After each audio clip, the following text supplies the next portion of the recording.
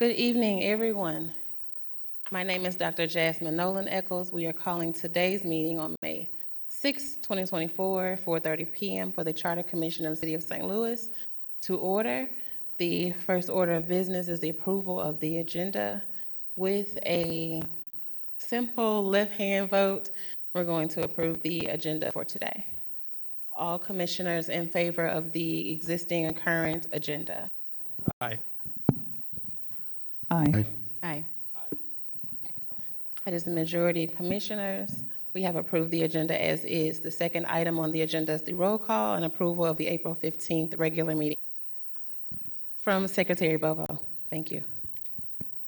Yes, I will go ahead and say names. If you could just designate that you are here by saying yes or saying present. Chair Nolan Eccles. Vice Chair Sheridan. Present. Commissioner Crossland. Present. Commissioner Dwight. Present. Parliamentarian Garth. And I do have a note that he won't be able to join us this evening. Commissioner Grant. Present. Commissioner Intagliata. Present. Commissioner Riley. Present. Thank you. And Secretary Bobo, I am also here, present. I will now call the non-voting members. The Honorable Joseph Vollmer, Director Casey Milberg, Ms. Tiara Thomas, Director Christine Ingracia, City Councilor Sheena Hamilton, Director Sonia Gray, and Mr. Jake Hummel. That concludes the roll call. I will now hold a moment to approve our last meeting minutes, which were on April 15th. They were virtual. So I'll now allow time for that.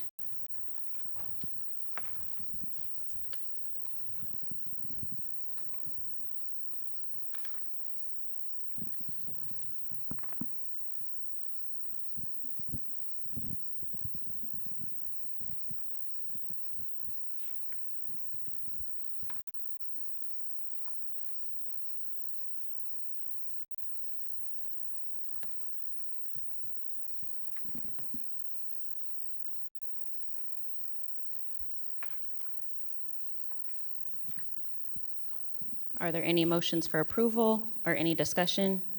I move that we accept the minutes as have been presented. Do I have a second? Second. All those in favor? Aye. Aye. Aye. Any opposed? The motion carries. Thank you. Chair Nolan Eccles, can I say something before we continue? Is it germane to the next item on the agenda? It is. It's in advance of that, yes. Pertaining to the meeting agenda or the chair's report? The meeting agenda, Is it amendment to the agenda? yes. Okay. Secretary Bobo, we'd have an amendment to the agenda. I move to suspend the agenda and immediately take up item number 9, Rules of Order and Procedure, discussion of commission conduct and officers. Second. All those in favor? I believe Aye. we have to have discussion for the April agenda was already approved and properly seconded, correct? Yep.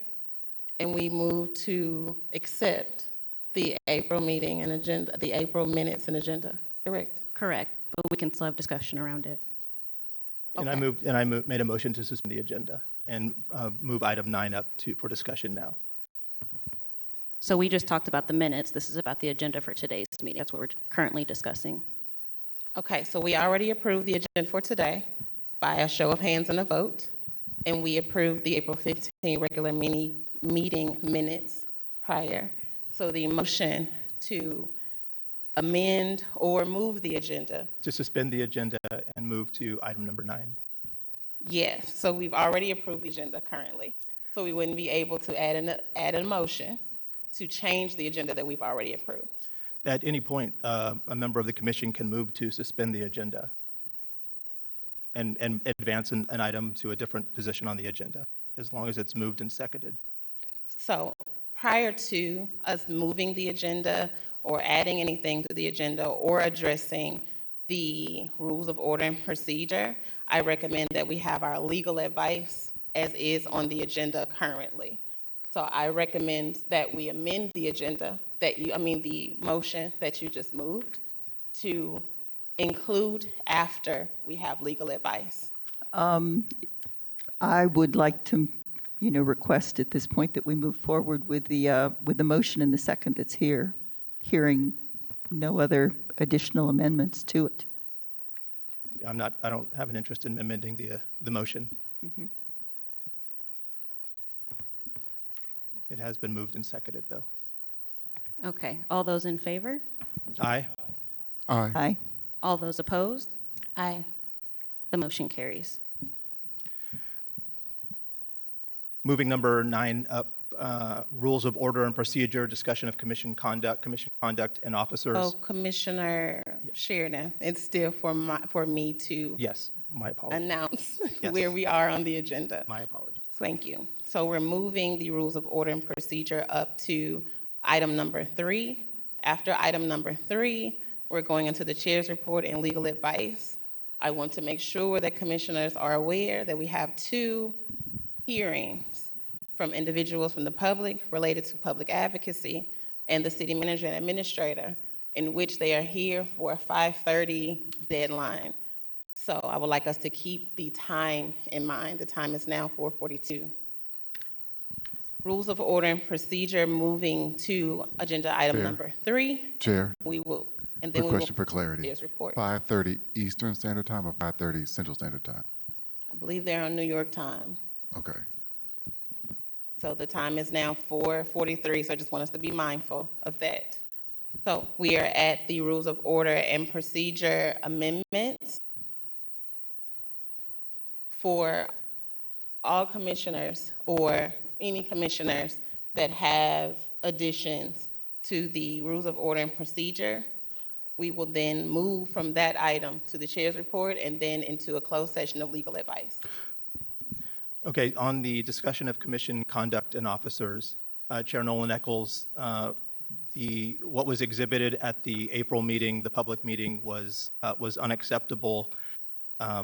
And as a commissioner, I think it's time. We're getting close to the end of our tenure on this commission, but I do think it's time for a leadership change. And I would respectfully ask you to resign your chairship so that another chair could be installed for the continuation of this commission.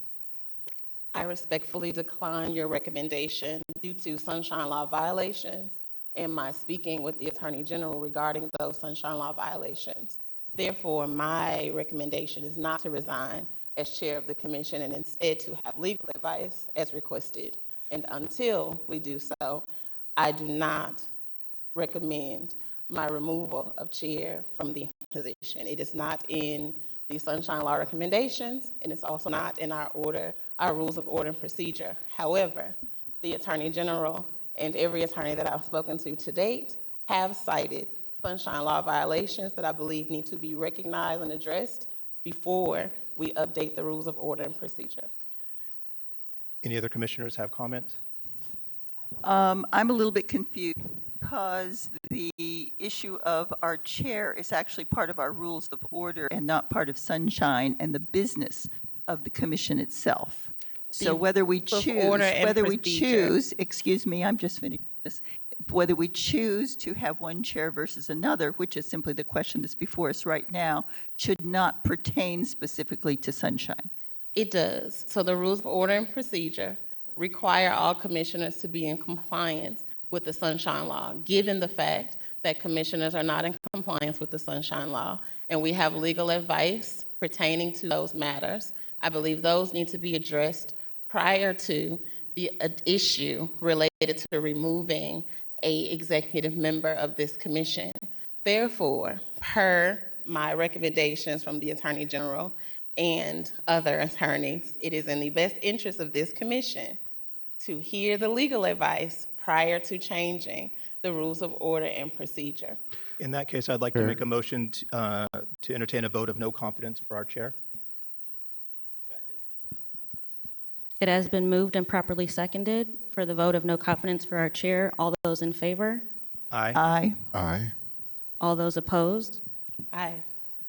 And The Chair, motion carries. and Chair, with that information, again, I'll respectfully ask you to resign your position as chair, so a new chair that the commission has confidence in can carry us through to the end of the commission. So again, I state, until I have legal advice from the Attorney General, the City Councilor, and the Mayor of the City of St. Louis to do so, I will not. In that case, I'd like to entertain a motion to remove I would also like to Commissioner Nolan Eccles. I would Chair. like to hear the legal advice, Second. City Attorney, and the County General All those in related favor of this to Sunshine motion? Law violation. Aye. Aye. Aye. Okay, it has been moved, seconded, and was that a, what was? That the was vote? majority. Did you ask for? All those opposed? Aye. The motion carries. The next order of business then would be to nominate a new chair for the Charter Commission. I'll take nominations. I nominate our secretary, Brianna Bobo. Is there a second for Secretary, for Brianna Bobo assuming chair? It has been moved and seconded. All in favor, say aye. Aye. Aye. Aye. Any opposed? Okay, the motion carries. Secretary Bobo, you are now Chairwoman Bobo. Thank you. And we will continue with the agenda. We do need to elect a new secretary, though. Oh, we do need to elect a new secretary. So I will hold space for us to call a motion for a new secretary. Hearing any nominations? I nominate Scott Intagliata. Who did you nominate? I'm sorry. Oh, Scott. okay. It has been moved and properly seconded. All those in favor? Aye. Aye. Aye. All those opposed? The motion carries.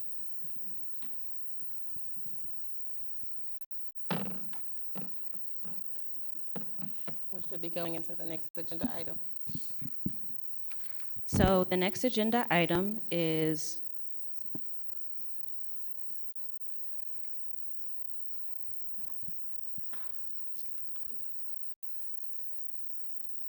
I would like to hear a motion to suspend the suspension of the agenda so that we can hear from our guests. So moved. Second. It has been moved and properly seconded. All those in favor? Aye. Aye. Aye. All those opposed? Aye. The motion carries. At this time, Madam Chair, I move to hear the legal advice related to the Sunshine Law in a closed session on item number 4 pursuant to Missouri Revised Statute Section 610.0211 as requested by the Attorney General of the State of Missouri.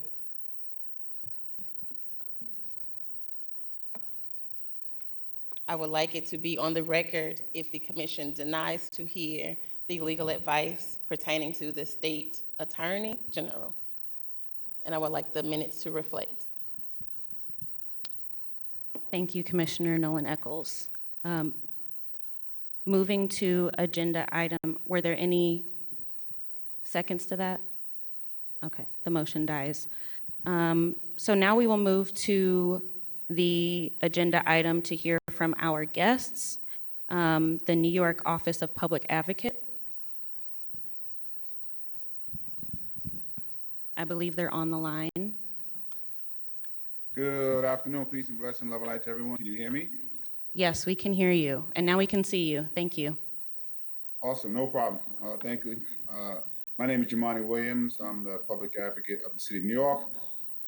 Just to point out the obvious, obviously there's some stuff going on that we're not privy to.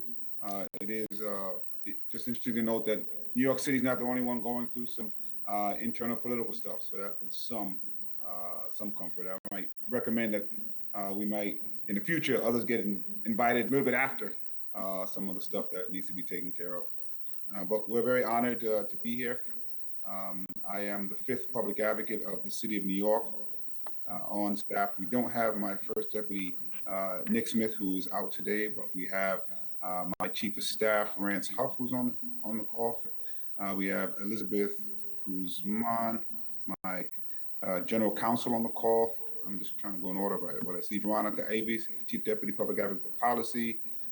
We have Matt Collin, the deputy DC, and we have Deputy Public Advocate Kashif Hussain for Infrastructure and Environment, Deputy Public Advocate Jeffrey Severe, Justice and Safety, and J.C. Brillen, who's Director of Information and Technology, Elizabeth Kennedy, who's Deputy Public Advocate for Education and Opportunity. I believe that is everyone on my team. I think Solomon Sabeda was going to be on, so I'm not sure if he's on.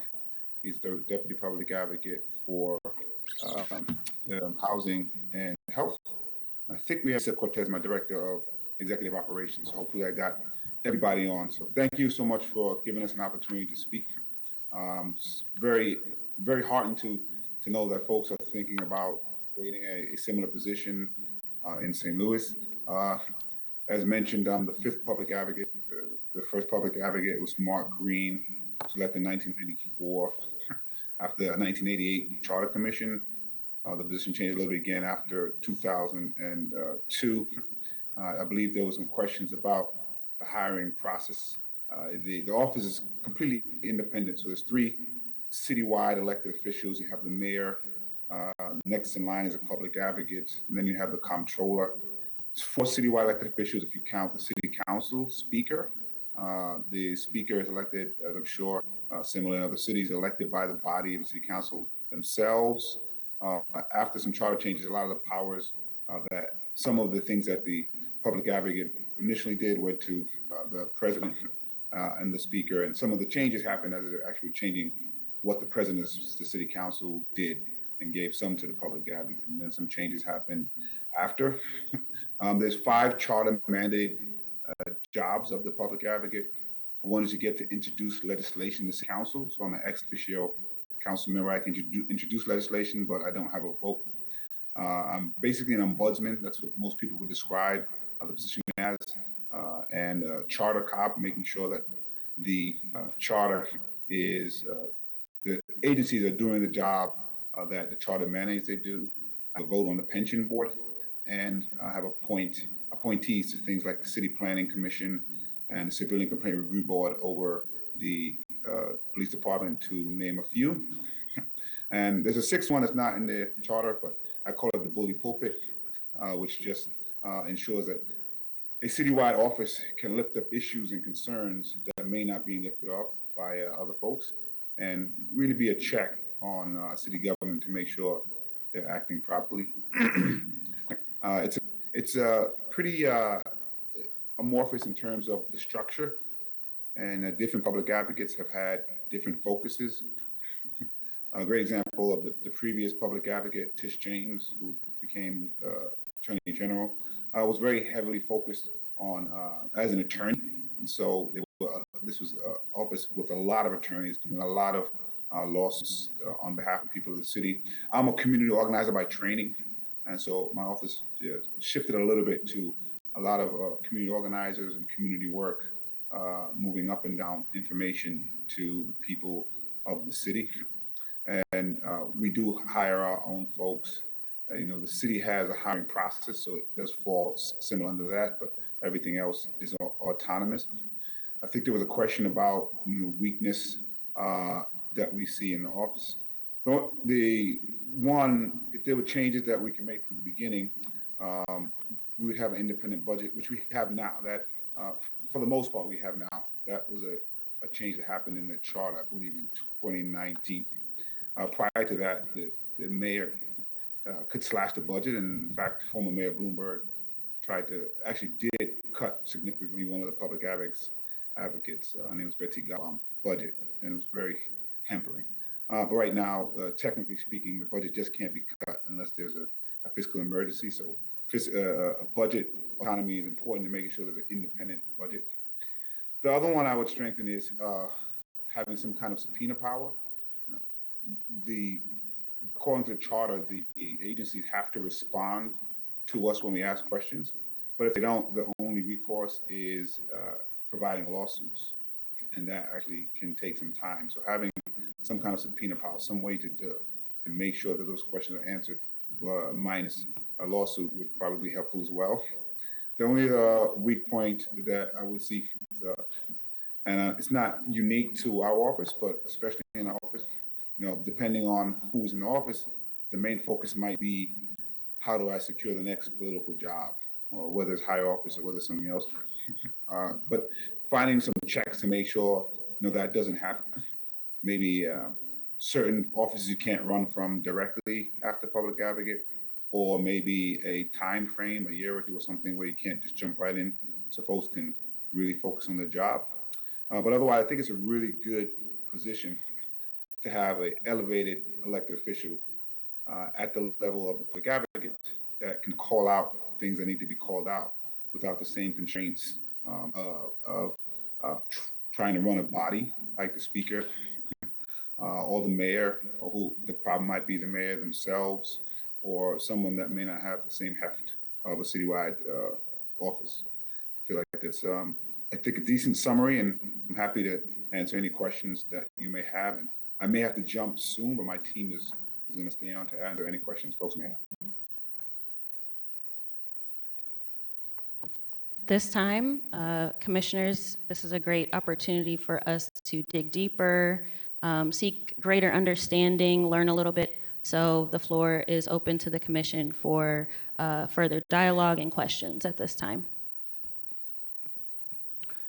I have a question. And sir, thank you for being here today to answer our questions. We are considering amending the St. Louis City Charter to create a public advocate position like yours. I would, if you could just explain for a little bit for us, what protections exist in your city's charter to protect the independence of your position, as far as funding or keeping separate from other departments or from the mayor's authority.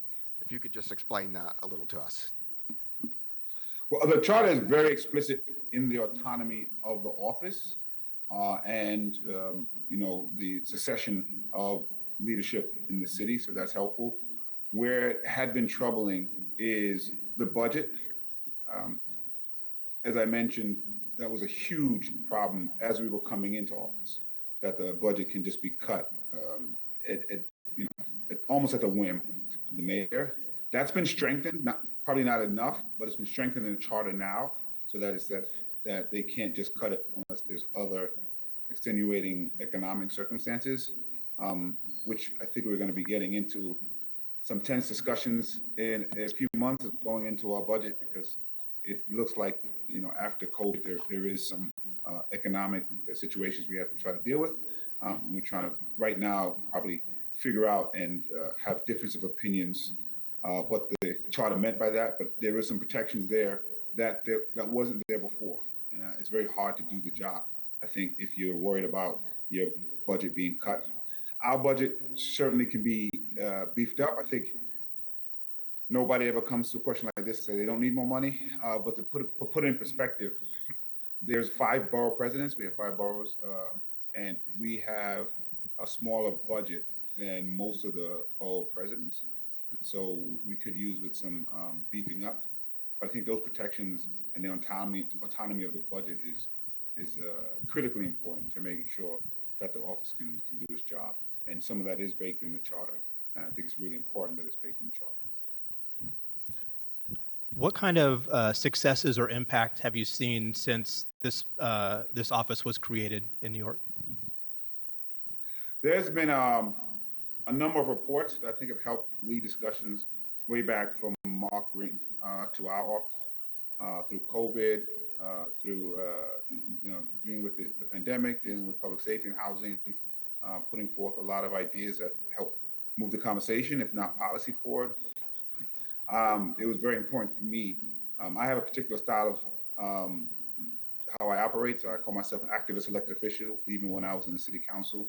And so it was important to me to show that you can be successful and still do the politics the way I do it. So our office, thanks to a great team, we've actually passed more pieces of legislation and landmark legislation included than all the other public advocates combined. So we're very proud of that.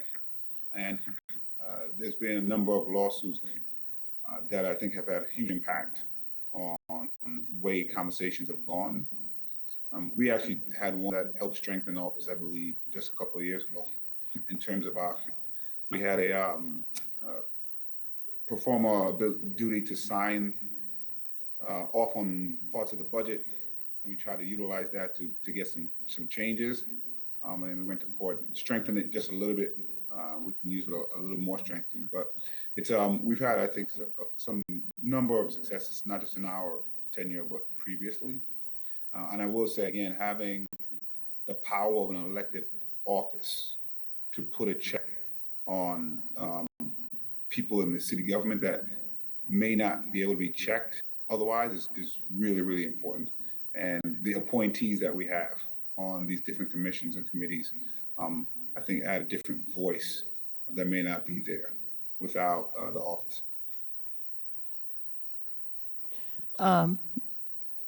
I'm interested in your statement that there are 3 citywide positions that are elected: the mayor, the public advocate, and the controller. And I'm wondering if there are ways within the New York system that the 3 of you collaborate together in some kind of a commission or an organizational, or are you all 3 separately overseeing entities of government at this point? To what extent do you actually communicate and collaborate to do the work of the city? Yeah, as I mentioned at the top, it's heartening to see that New York City is not the only place that's having some political strife, so that we have our fair share as well. We do try to collaborate where possible, but I always my sense is I don't have any enemies or friends. My job is just to make sure that the city's moving forward as it should on behalf of the people of New York. But to try to answer the question more directly, it's just 3 independently elected positions. There's no connective tissue besides how the city just runs. But we're both elected, all 3 of us are elected separately. The mayor, public advocate, and the comptroller both have different primaries separately, and then both run separately on the general election. And again, the 4th is the speaker, but as you may know, as I said, they're not elected independently, they're elected by the body at the council. Hi, I want to echo the thanks for joining us today. We really appreciate this opportunity to learn from you. I have a question about the part or the duties of the office that deal with engaging with citizen complaints. In St. Louis, there's been a lot of reform across the last 10 years that have focused on complaints and improper behavior and how to handle that when it comes to detention facilities as well as the police. It used to be internal, then we moved to have a series of, or 2 commissions that oversee those, but they're currently under the Department of Public Safety, so kind of within that same overall department still. Do you all hear complaints that are related to the public safety system? And could you talk a little bit more about how you approach that? Yeah, most of the work, a lot of the work, and what I became in New York City known for, a lot of work was around trying to get some better policing and safer streets. So one of the bills we passed, and the council created the Office of Inspector General over the police department. That's now under the Department of Investigations, not under the Public Advocate's Office. There was some discussion of whether it may make sense to put some of the Inspector Generals in the Public Advocate's Office. I'm not sure that it does. And so I don't know how the oversight works in St. Louis. If it's similar to New York City and other places, it's very difficult to provide the oversight. I found just in New York City, that's because much in New York City, the final word of discipline for officers happens at the police department, regardless, the police commissioner. And so we've struggled to find ways to take that out, whether it's the Civilian Complaint Review Board, whether it's the Office of Inspector General, which reports to DOI. So it may be an opportunity to explore what you could put on under the New York City Public Advocate. But I think the secret would be that it has to be separate from the police department itself and have the powers to provide any accountability that's needed. That's separate from the police department and separate from the mayor, particularly if the mayor is the one who appoints the commissioner. I'm not sure how it goes, but here the mayor is the one who appoints the police commissioner. But we do take on complaints from all over, and that includes from the if we get complaints from the NYPD, and we take them in as constituent complaints. During the George Floyd protests, we definitely got a lot, and we do our best to try to find some kind of resolution as possible. We can also direct the complaints to the appropriate places like DO, like Department of Investigations or CCRB. We also sometimes help lift up the issues or the concerns using the bully pulpit. So that's also helpful. And now with some of the protests on the campus in terms of lifting up what's going on in Palestine, we're getting some incoming as well. And so it's helpful to be able to lift up those voices. I would just say, well, however you do it, I think just you want to make sure it's independent. That's where we seem to get caught up. The independence of providing accountability and the independence of who's doing it. Matter of fact, here, the CCRB, which is the Civilian Complaint Review Board, it's a whole nother thing, but the mayor is about to remove the commissioner of the CCRB. So it's all about, I think, being able to provide some autonomy of those spaces outside of the department itself and outside of the mayor. Thank you. Thank you. Great. Could I just ask a couple of structural questions for perspective? The size of the Office of Public Advocate in New York, I mean, how many staff positions?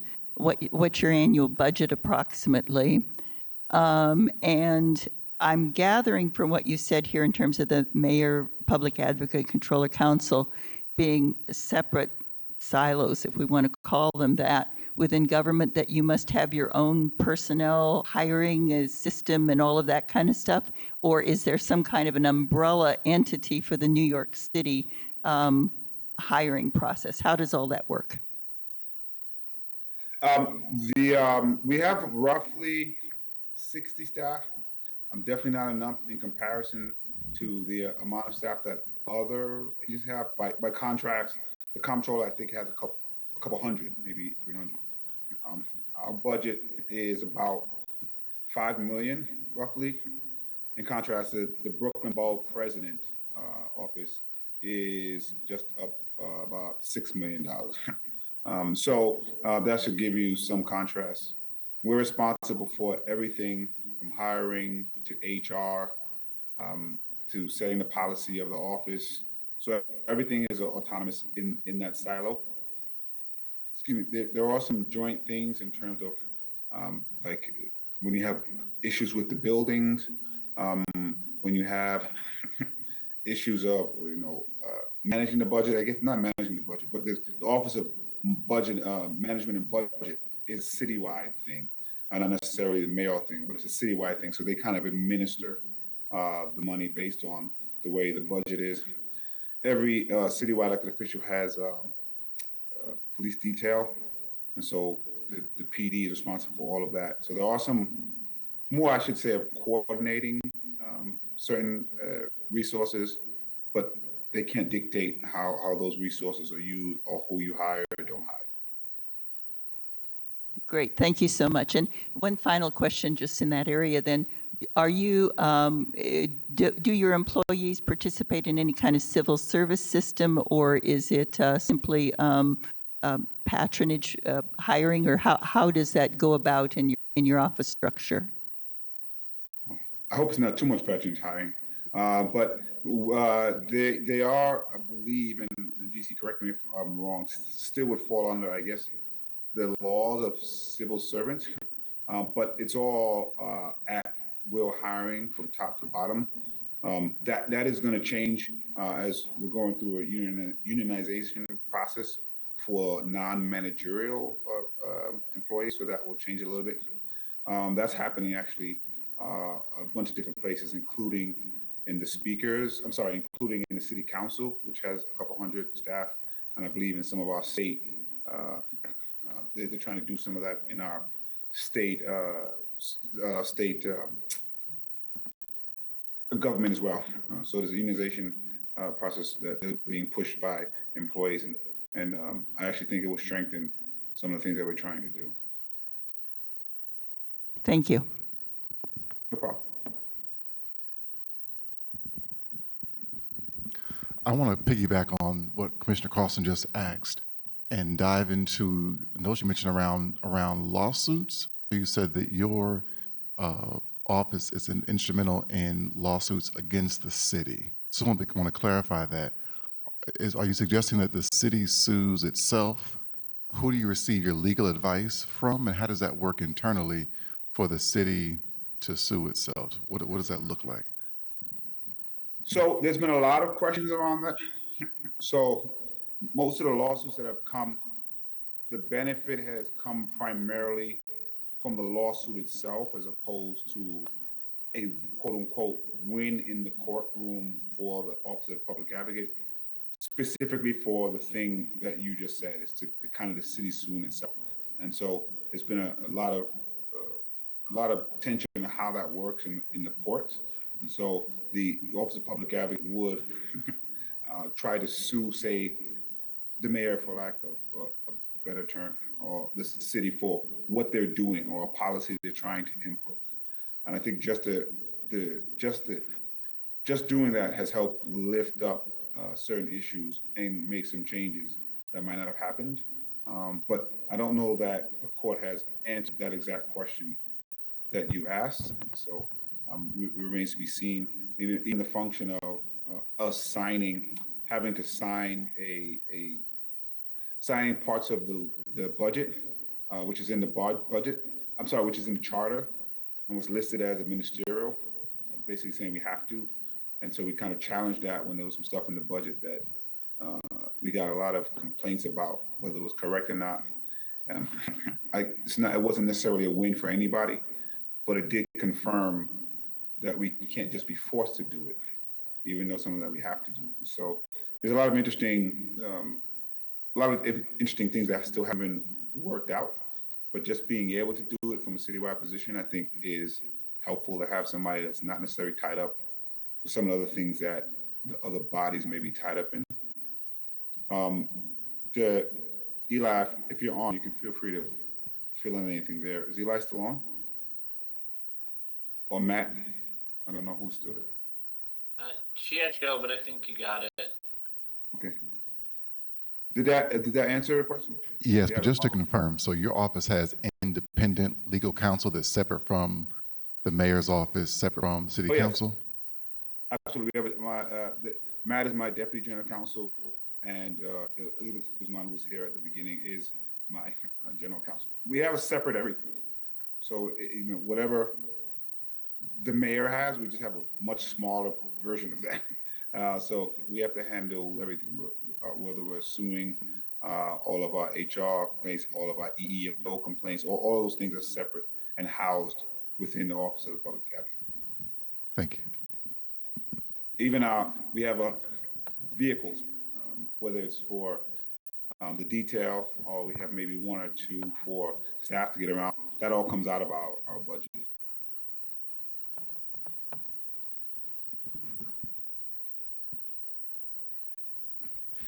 I had a question about something that you mentioned early on about being an ex officio council member and the ability to propose legislation. Could you talk a little bit more about what was the rationale for that and how does that work in practice?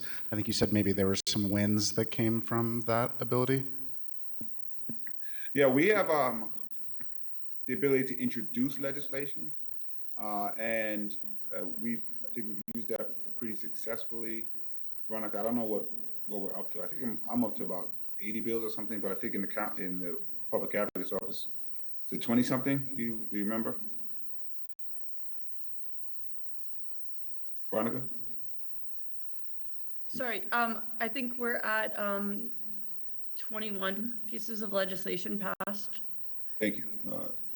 That's 21 since 2019.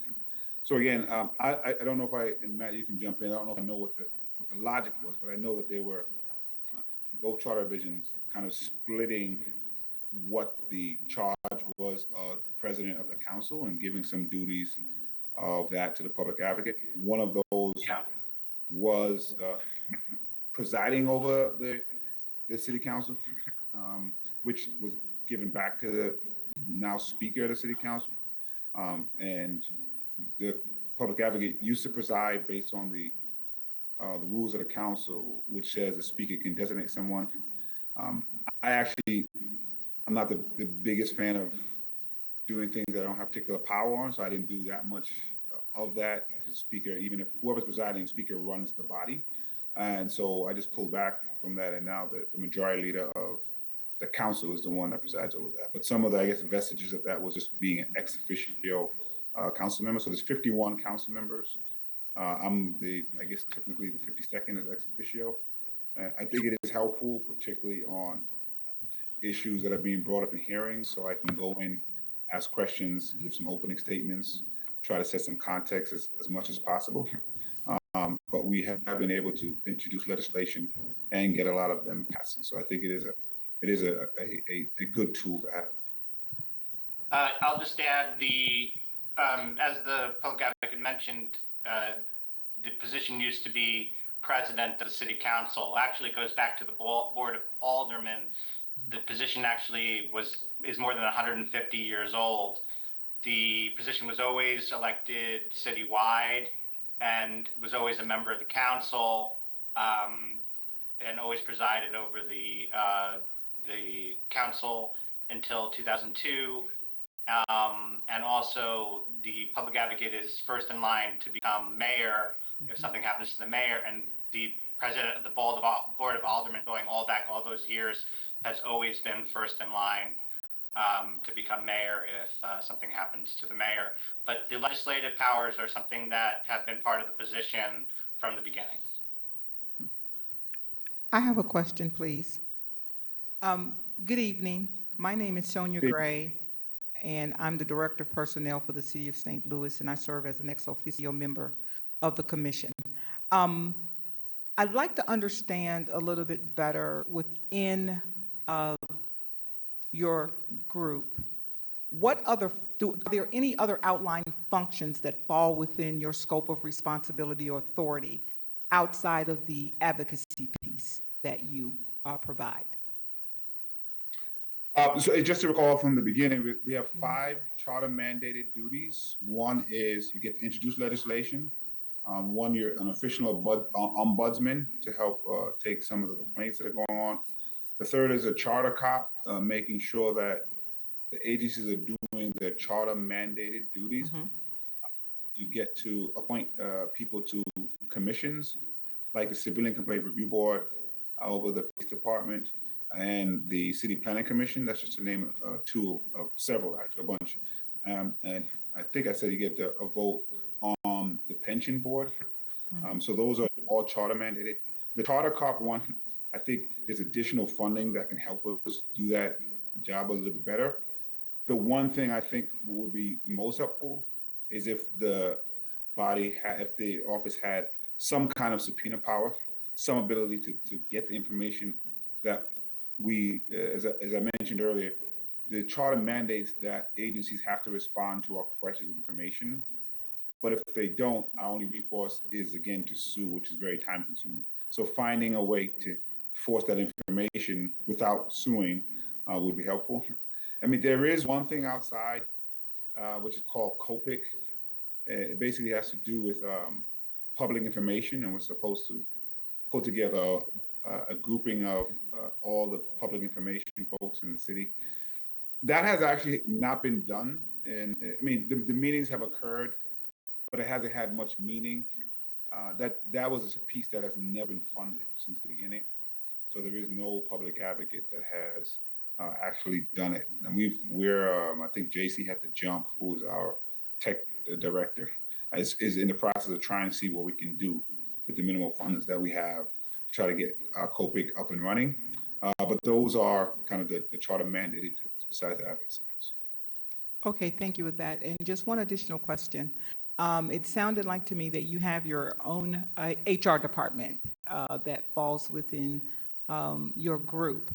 But for the City of New York, the oversight for personnel, is that put, or HR, is that, does that fall within the mayor's administration, or how does that structure look? So the public advocate's office is fully and completely autonomous from the mayor's office, except for the laws that everyone has to abide by. So we hire our own personnel, we take our own HR complaints, take our own EEO complaints. The city has recourse for everybody in any kind of space. You know, if something is happening and that you need to take out of a particular agency or entity. But other than that, it's a fully, completely, thoroughly autonomous office in every single way that you can think of. Did you have any specific questions other than that about autonomy and what part is autonomous versus not autonomous? I had a follow-up question to your statement about when you mentioned the council, struck me. Your council, I'm guessing, is made up of representatives from the boroughs. Do you have any at-large council positions also, or is everything segmented according to particular areas, et cetera? We don't anymore. There was a charter commission, might have been in the 90s, maybe early 90s, I think, that took away the at-large and grew the council to 51. So every single council member is from a particular district in the city. I used to represent a district in the Bronx as a council member. So I guess technically the ex officio status is kind of at large as a public advocate, but there's no official at large council members. And in terms of the question prior, when I said like Office of Management and Budget, Office, I should have said Department of Finance, but those are all city agencies. They kind of administer the funding, but that's their only role. So when we do have to hire, you know, things go through. When we want to hire somebody, when we want to do something, there are agencies that we have to let know so that those things can happen, but they don't have autonomy outside of what's legal, not legal, what is allowed, not allowed, to say yay or nay. So if we reach our cap of our budget, then they would say, you know, that they don't have any more money. If we reached our cap of our head count, we do have to have some discussions if we want to raise a head count versus what's already there. So we have to have discussions about, can we raise the head count? But and when we want to onboard folks, we do all of the onboarding in-house, but they cannot say who to hire, not hire, based on the budget that is existing. Yes, I guess that's all. So the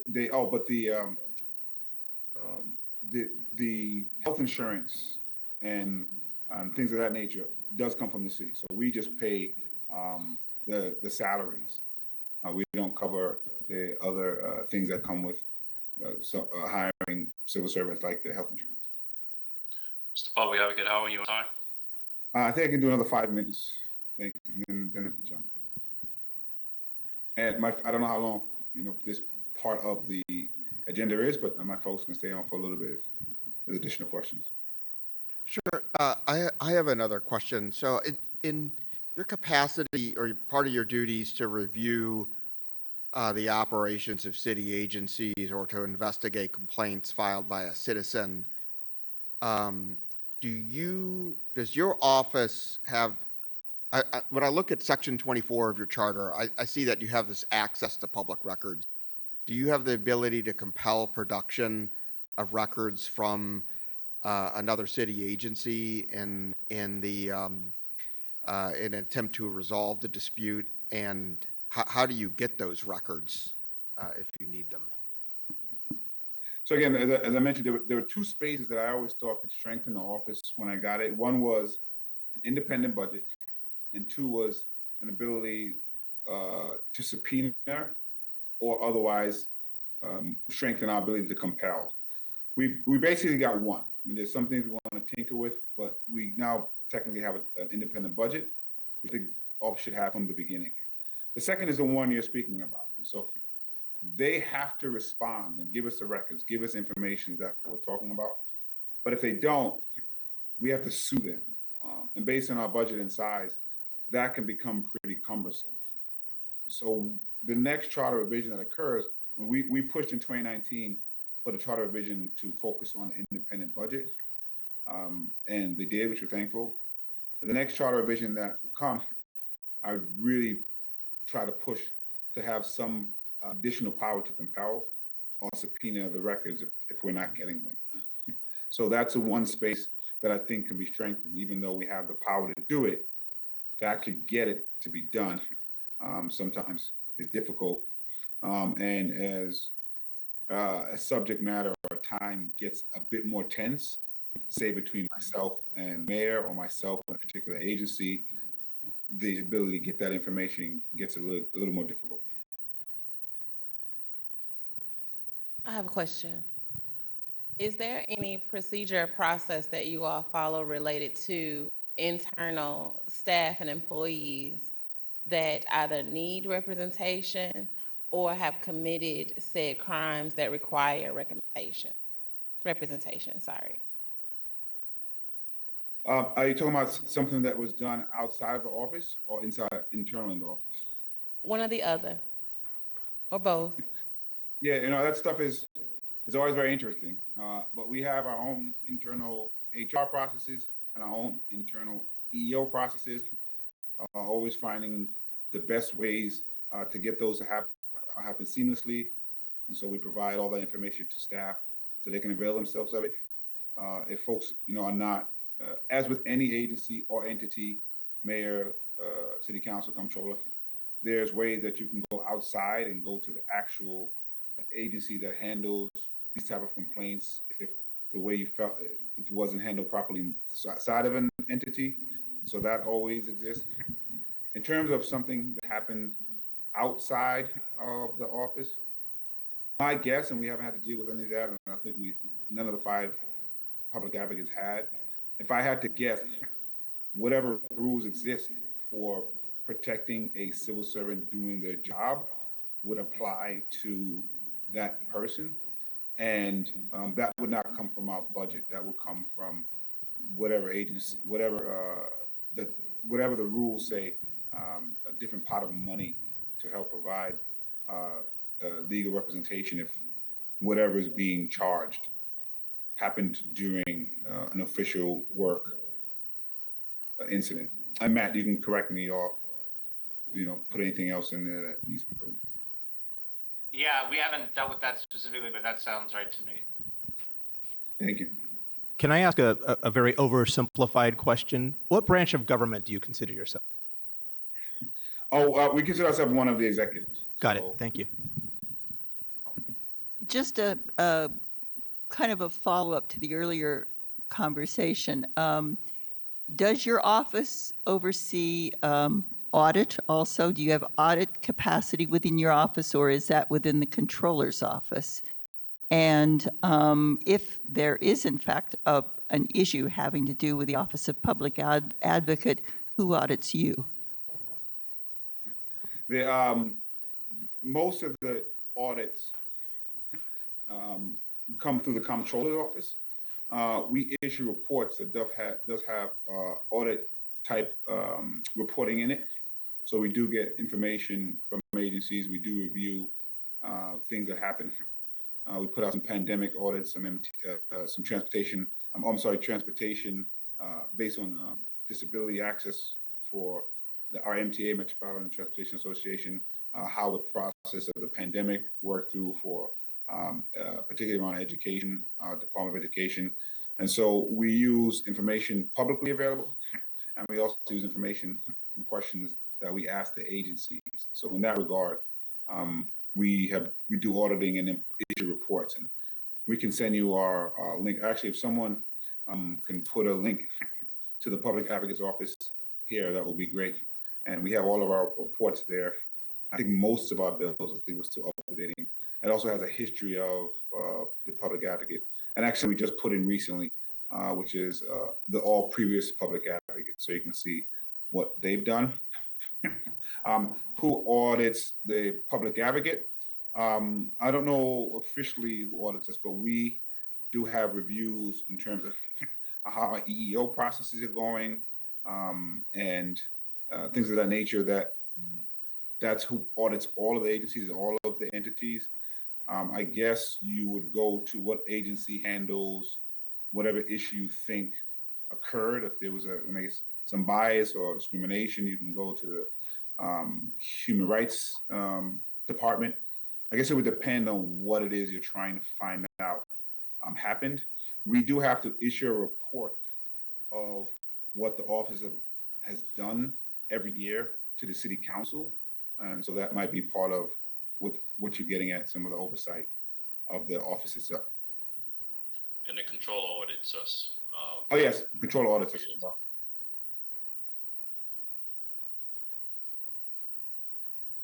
Thank you. I do have one other question, if not to go too long.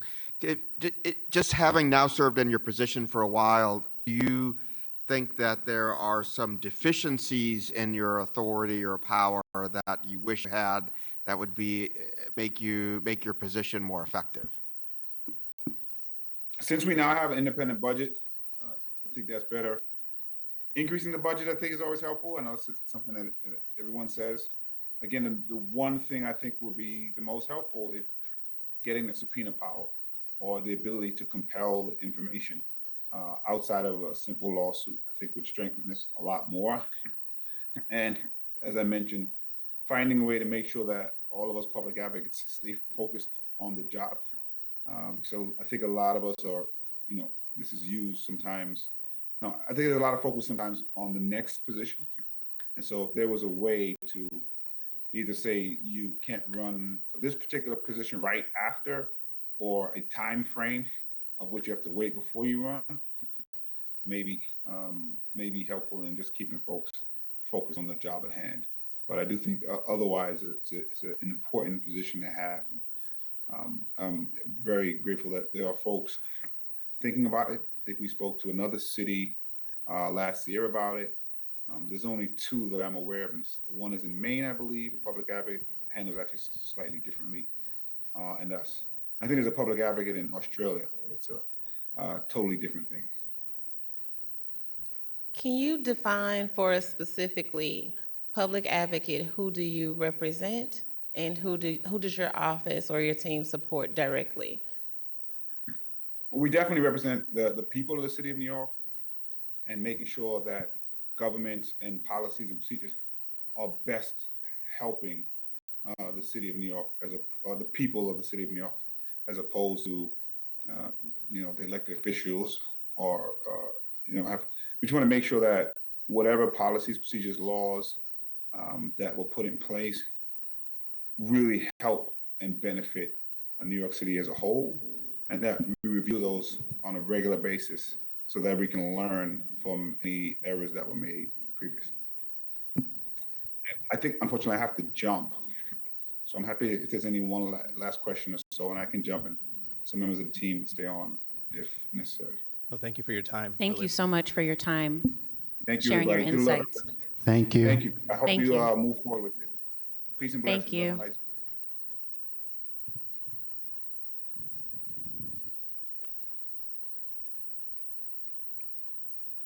Should we release the entire New York team? Yes, great. So are there any final questions? Otherwise, I just want to say thank you so much to the entire team for joining us, the New York Public Office of Public Advocate. Thank you so much for joining and for sharing your insights and wisdom. Certainly, if we have questions, we will follow up. We know where to reach you. So thank you very much. Thank you, St. Louis. Thanks for having us. Take care. Okay, and with that, we can move along to, looks like all the comprised article recommendations for public comment vote by Vice Chair Sheridan. I have a question. Are we not hearing from Kathleen Farrell as previously voted on and approved by the commission related to the city manager and city administrator discussion? Yeah, I also wanted to just check on the order of where we're picking back up on the agenda. Okay, so let's see. Yeah, just to refresh my memory, I don't remember voting on that, and so I'd appreciate some clarification having to do with this city manager and city administrator vote, because I don't believe we have an amendment in the packet right now that relates to that. And so I'm not sure contextually why we're discussing that now as opposed to when we come to the part of the working group report that really talks about that kind of a structure. It was voted on and approved in April. It's also in the minutes. It's also reflective in the March meeting minutes. And we had them in person agree to the discussion of the city administrator, which came from the public hearing, and it's also reflective in my recommendations. So that is something that we in fact voted on and agreed to hear from them regarding. Yeah. Okay, so we will go to discussion regarding proposed city manager and city administrator. That was previously brought by Commissioner Nolan Eccles, and I believe we do have a guest who would like to speak as well. Please come to the podium, or if we need to bring you a microphone, we can do that. Thank you. I'm going to sit down if that's okay, everybody. First of all, let me give a disclaimer. In representing the League of Women Voters, we do not necessarily advocate nor endorse a specific form. As we have done in our previous presentations, our goal has been to present you with structures of government change that we think you need to investigate seriously. Second thing I want to say, since people keep asking what the League is endorsing, we are going to wait until we see what's on the ballot. We have two goals. One is to educate the public, which is going to be a very big job. And secondly, after we study what you put on the ballot, we very quickly can decide whether or not we're going to take a position. So it is in that context that I present this material. During the 1960s, many municipalities began to explore ways to introduce professional management into city government. Two forms of professional administration are the city manager, which we have discussed before, and the city administrator. Many cities have hired professional city managers to serve under the mayor or under the council. The city administrator is responsible for many administrative and policy-related duties, such as budget preparation, personnel administration, and department supervision. So in essence, what this is a compromise between a mayor's office that oversees every day-to-day operation and an independent city manager office. And keeping a publicly elected mayor who's responsible for administration, but providing professional management for the day-to-day operations of the city.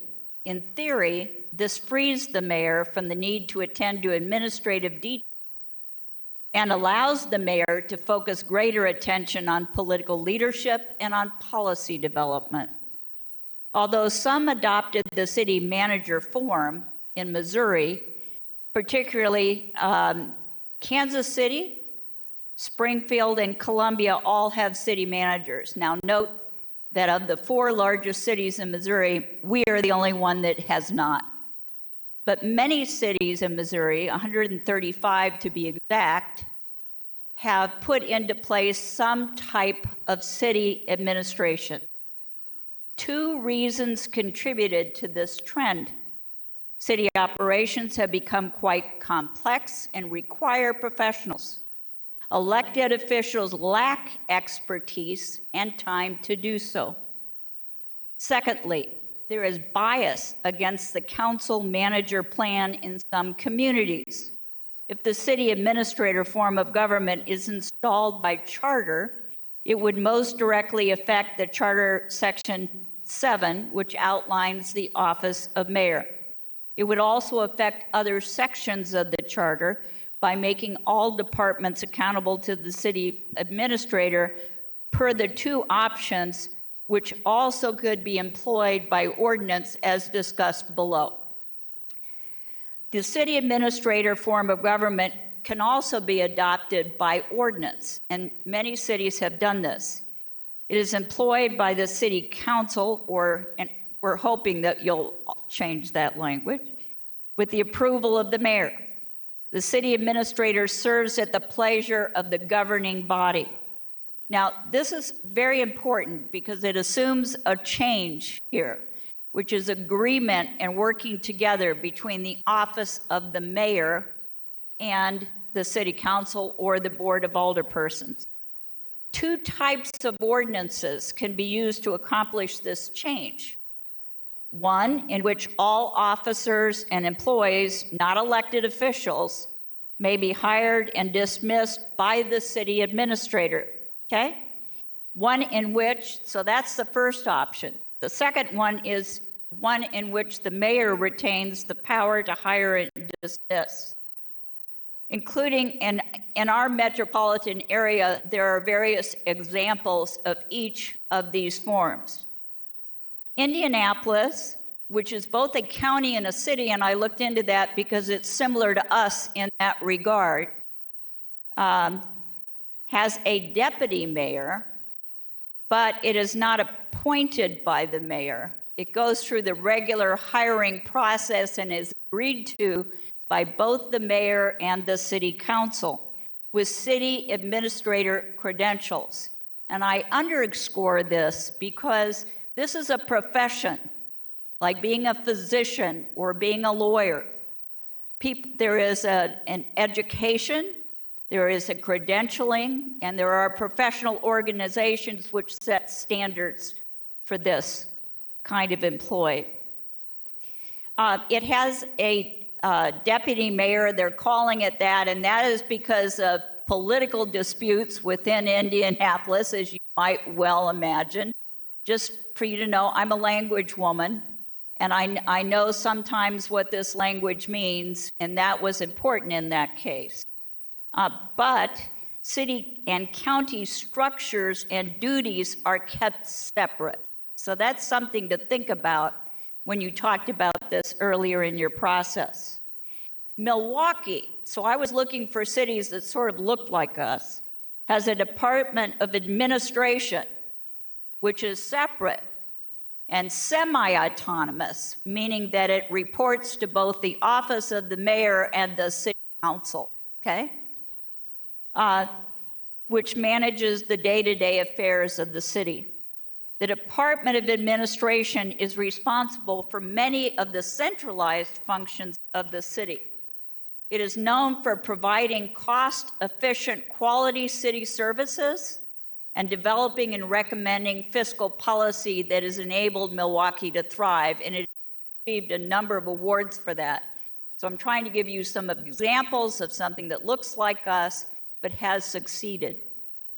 Now, the question always is, and I think it's your question, what's the difference, what's the question, the city administrator versus the city manager?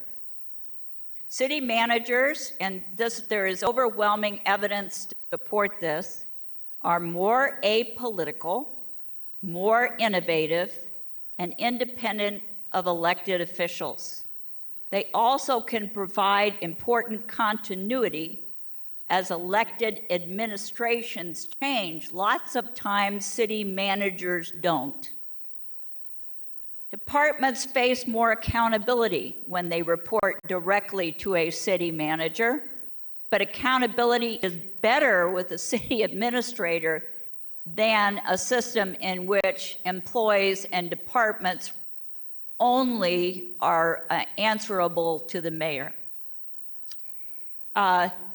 City administrators, when accountable to both the executive and legislative branch, and this is a key principle here, are more likely to be caught between mayor and the legislative branch conflicts. So city administrators get caught up more in that, although everything is political. I'm not foolish about that. City administrators historically have shorter terms due to changes in administration, so they're more privy to that kind of turmoil.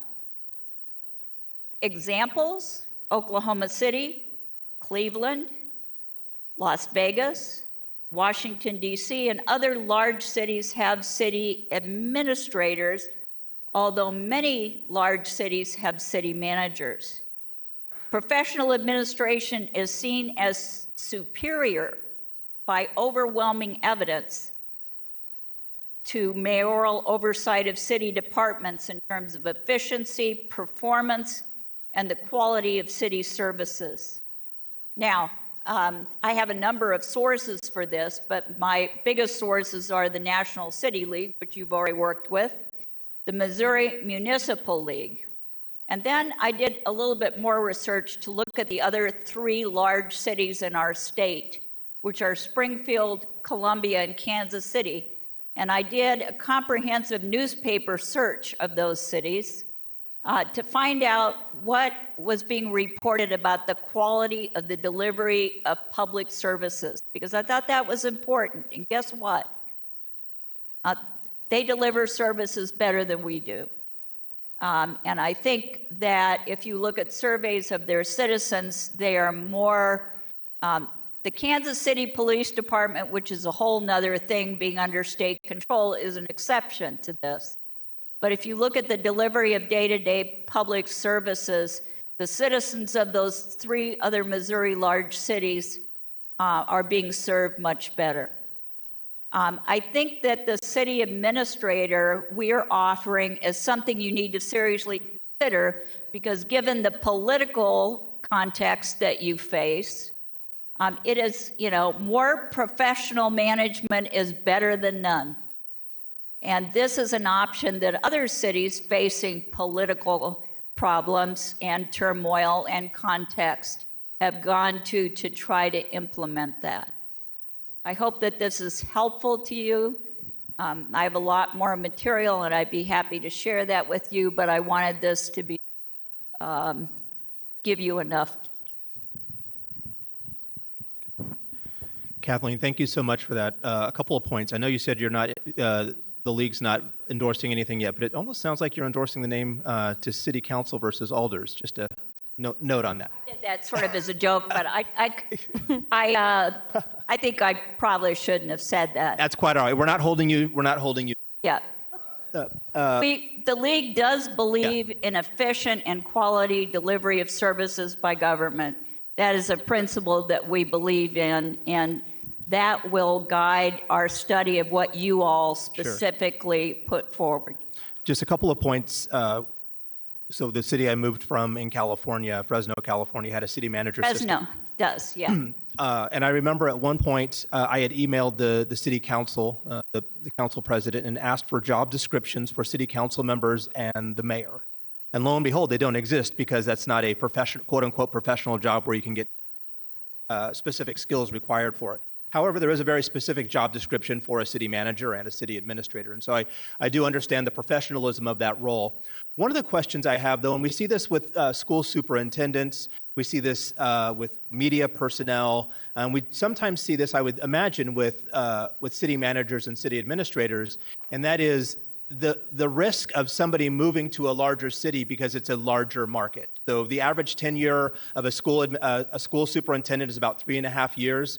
And so that means they're not sticking around very long. There's always a bigger school district or a bigger, opportunity for them. In the research that you've done, have you seen that type of risk with the city manager or the city administrator, that they will use this as a launch? Because you kept referring to St. Louis as a large city, and I know we still are barely, but there are other larger cities where a person might cut their teeth and move to a larger city that might be thriving. What did you find with that? When I looked at this, I found three things, and I also looked at the sort of the LinkedIn of city administrators and managers to get a sense of this. The tenure of a city administrator is significantly shorter than the tenure of a city manager. Like any professional, if a city manager is excellent and good at their job, they're going to be sought by other entities. However, there's other factors which come into this. Many city managers, and I'm sitting next to one here, so no, not presently, but somebody who knows a lot about this, are wedded to their communities, proud of the work they do, and particularly in that sort of Midland thing, particularly if they are native residents of that region, they tend to stay because they want to build communities, but not always. City managers tend to have higher levels of education. So a job description for a city administrator, according to their National Professional Association, is a bachelor's degree. I mean, that's a union card, so to speak, for that.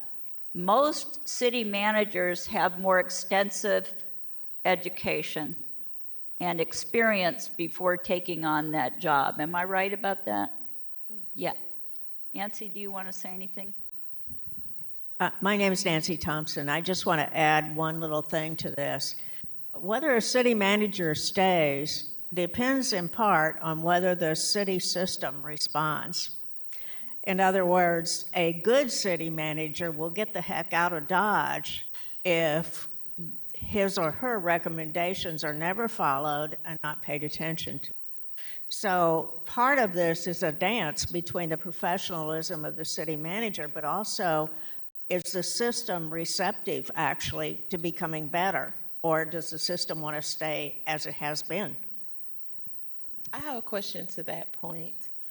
The current city structure of the city of St. Louis, as you all know it and as we know it, do you think it is currently conducive for a city administrator position? As we've seen, we know that New York has one. In the ordinance, the city's listed as a means of reference. They also have city administrators. Do you believe that, based on what you just said, Nancy, that St. Louis is going to be receptive to a city administrator position or role or even perspective as we currently see it?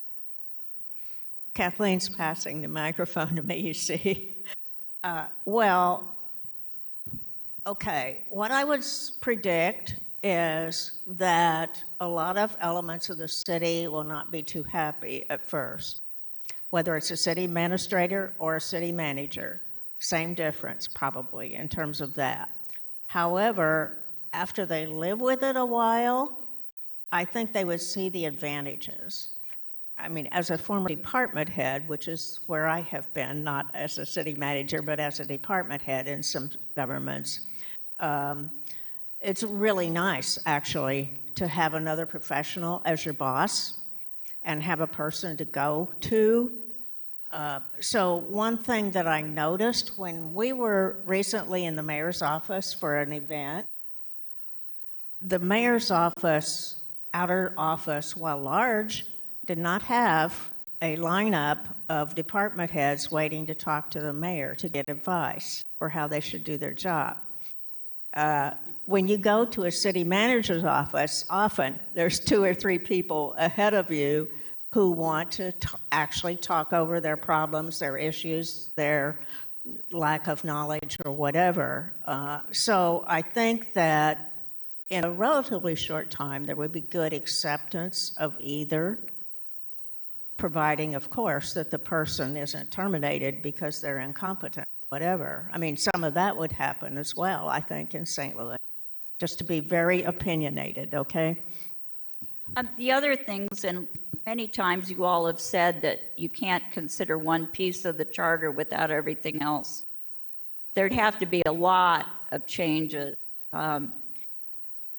The currently termed Board of Aldermen would have to be given more power. The professionalism and accountability in hiring and firing of department heads would have to change. The requirements and sticking to the professional requirements of a job position would have to dramatically change. We'd have to have a centralized computer system. Lots and lots of things would have to change. And so I think that you could start with a city administrator in this form, and the reason I talked about both charter changes and ordinance changes is that a city administrator could be housed as an adjunct to the Board of Alderpersons, or it also could reside within the mayor's office. One thing, there were a number of cities that had a position, and I heard our mayor talk about this, called deputy mayor. And again, language matters, okay?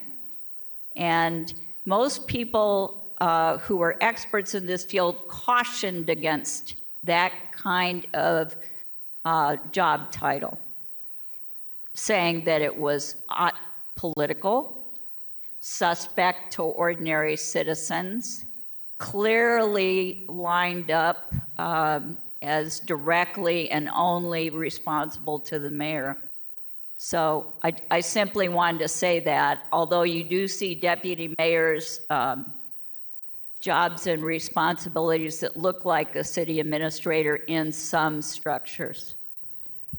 Well, and I guess that was the question I was going to ask, is that I believe that there is a position, isn't it, Nancy Cross, who does some of this administration within the mayor's office. And is there, because there are big changes and steps, is there a process by which one might, as part of this charter reform initiative, gloom together more services within that position and give it some more independence, et cetera, and move it toward what you're talking about? Or do we need to go from night and day, all in one step? That's just a question I have. If you set serious credentials, then I'm not sure that that office as presently occupied would meet those credentials. I'll say that first. And I have great respect for Nancy Cross and know her. That's the reason I presented the option of ordinance, because one could do a number of things through ordinance. It's not clear to me, from what I know about the mayor's office, that Nancy Cross's position is functioning clearly and completely in that way. I frankly don't know who is in charge of what a lot of the time, although I know that Nancy's voice is close to the mayor's. That is a political matter as it is now structured, I think. Can I comment here? Or would you like to go first? Commissioner Iglesias? Yeah, or thanks for this presentation. Can you quantify for us the improvements between the three larger cities in the state and their provision of city services versus St. Louis, and then send us the example of that quantification? I'm not sure that that's what you all have staff for, and I want to say that as a volunteer. I could do the best that I could through simply asking those cities for citizen surveys. I can do that. What I tried to do was to look up for the last 10 years any newspaper article in those three cities that had the language quality city services, trash, streets. I had a number of search words. But whether or not there is a quantifiable comparison, I don't know. Empirically, in the way that you're talking. So, yeah, and I'm sorry, the way it was phrased, I thought that there was a clear demonstrable. Commissioner, would you use your I microphone? thought that there was like Turn a it on. clear, demonstrable, empirical. Well, Okay. yeah, there are anecdotally and by doing that kind of search, so I wanted to tell you how I did it, there are much fewer articles about these kinds of problems. And I also looked at the Missouri Independent some because, you know, they cover some of that kind of stuff. I did not approach the cities and ask for citizen surveys, nor have I thoroughly searched city meeting minutes. Okay, thank you. So we currently have a board of public service, right? That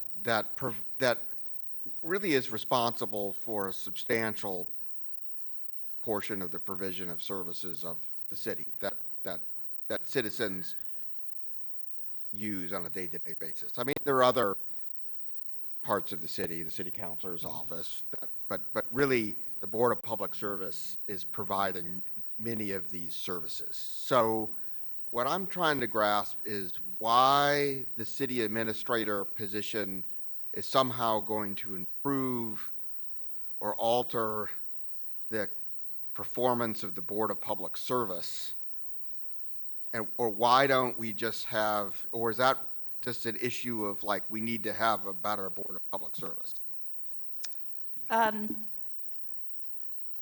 want to be careful not to talk specifically about our Board of Public Service, but in St. Louis, it is my understanding, please correct me if I am wrong, that departments operate fairly independently in terms of their retention and collection of data, in terms of their hiring of people, and that many people who have not only risen to the position of the director of public service, as when you interviewed the gentleman, he told you rose from, you know, a fairly lowly city job, that very few of those people have professional administrative experience and or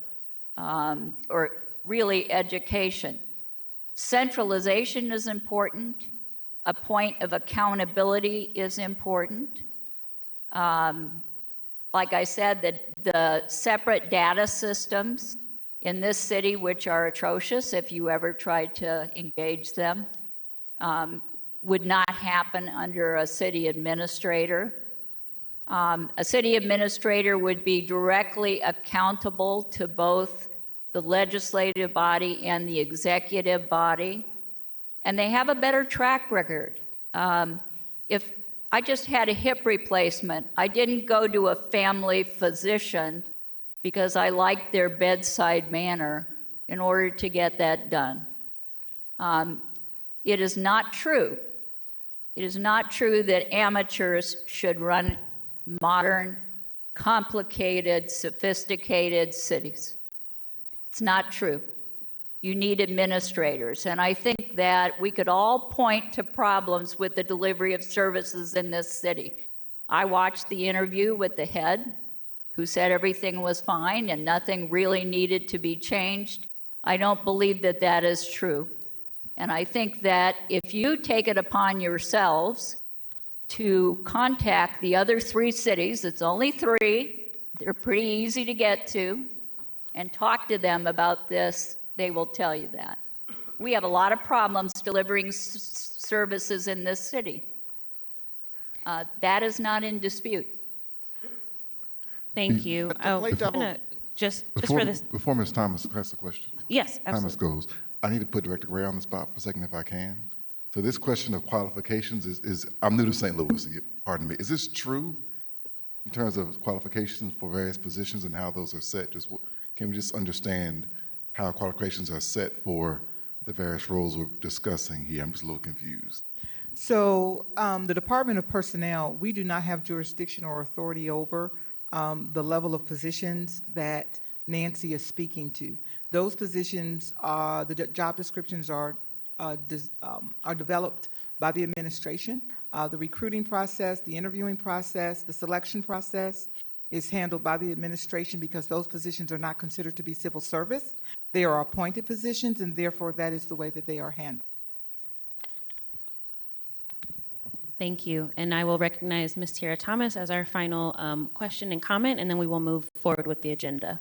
So I think at this point in the process, you guys are getting more concrete in what you're deciding to take, in which direction you're deciding to take the city in one way or another. And I think when you bring up the city manager system of government, I think what hasn't been discussed or at least brought up in this conversation is where do you see the role of the mayor in this? Because traditionally in city manager systems of government, your mayor, like I said, traditionally, if you're going full into the system, becomes a member of the city council as the head of the city council. And so and it's argued whether the mayor here is a strong mayor or a weak mayor, I think it's problematic to say that we're going to merge certain structures of the city, because if the goal is accountability, you won't have that in a merge. And so if we're going to go full in on the city manager, where do you see the role of the mayor? And how receptive do you see the citizens of St. Louis who are advocating for accountability being willing to give their accountability power to a city mayor that they won't have direct power to elect? First of all, I didn't come here advocating as your number one option, the city manager. I came here realistically trying to offer you another option to study that I think would work. I think if Mayor Jones called up the mayor of Kansas City and said, "Why are you a weak mayor?" There'd be a little argument there.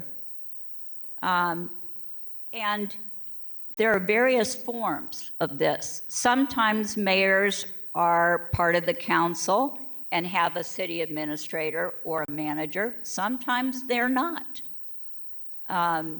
And that depends on the politics and the situation of the city. So it is not true that if you have either a city manager or a city administrator that you necessarily have a weak mayor, okay? That's not true. The mayor is freer to lead. Now, I will say that a city administrator does not have the independence or the authority usually of a city manager, although a city manager has to work with both of those offices. I understand the mayor's argument, and I assume your argument about accountability and electing a mayor. I get it. However, I don't want to wait 4 years to have a health hazard in my alley with contaminated water to elect another mayor. I want to go to somebody who's an expert in understanding how to fix that problem and how to get departments to do it this month, not in 4 years. I agree with you. And nobody is in more support of electing city officials and getting more citizens out to do it. But I also want somebody like, if I'm in an apartment and the owner is living in Dallas, I want to be able to call the apartment manager or supervisor and say there is water coming through my ceiling. Okay? I don't want to wait till they change owners of that building. That's what I'm talking about here. And mayors can have much more time. I would rather my mayor have vision, have visibility, have strong policy missions, and not have to spend 80% of their time on the day-to-day operations of the city, but to participate in the hiring of somebody to do that. Thank you. Yeah, I wasn't advocating for either system, one or the other. I think it was just important for the commission to understand that combining structures is not always recommended. However, if you wanted to pursue or advocate or just put it on the commission's mind, I think it is something to think about. What does the role of the mayor then become if you take away those administrative functions? Wonderful. Thank you. Thank you very much to our guest, Kathleen, for providing that very well-researched position And now we will move forward as the next item is to discuss article recommendations. And I believe Vice Chair Sheridan is going to lead that discussion. We have 99 pages. We're not going to go through all 99. I would like to open it up to our commissioners if there's been any modifications or if these have changed or if we're getting closer to final language on some of these that we can start discussing and debating. That would be really helpful. And also we'll open it up for public comment in a few moments as well. Well, I'll start. Okay, great. Based upon what I thought was a really enlightening presentation by the public advocate of New York City. So one, and please reference, make mention of what you're referencing in the commission, so we go to it if we have it. I'm sorry, what's that? Like what aspect are you referencing that you're going to be discussing? Just so. Well, so the public well, what we have previously characterized as heavy E&A reform. Okay. Yeah. And which My recollection is at the last meeting, we tabled a decision about whether to vote to move the E&A heavy forward because we wanted to listen to the presentation about the about the Office of Public Advocates first. And so now we've heard that, and the question, I guess, that might be before us at this point would be whether we want to now consider continuing to examine that that option, or whether we want to permanently table it. Is that correct? I think that's where Commissioner Grant was going. that's what I was about to get into. So, what I would like to do is continue to explore this idea of the really, it's not really heavy E&A reform. It's also it's really the establishment of this public advocate position. I'd like to continue to explore that. I'd like to be given the opportunity by the commission to propose a new draft of the proposal based upon what we learned today. I'm happy to consider people's opinions based on what they heard today. We can discuss that now. I mean, some of the issues that Public Advocate for New York City raised, we already have in our proposal. For instance, subpoena power. But there are other things as he was talking that I realized we certainly more detail on review of citizen complaints, investigation process related to, complaints about the failure to provide city services. Other things started to come into my head, like what happens if there's a vacancy in this position, and so on and so forth. So I would like to continue to pursue that. I'd like to have a further discussion about it, but with the idea that I'd be very willing to revisit and redraft a proposal to have to present 24 hours in advance of our next meeting. Well, and because there was also a discussion and proposed amendment that came out of Working Group 3 that related to an Office of Public Advocacy, certainly there are some ideas that we have to offer as well to a redraft. And Commissioner Grant, it was an enlightening conversation tonight. What guardrails are in place in the proposal, and I can't remember, to guard against the use of subpoena power as a weapon?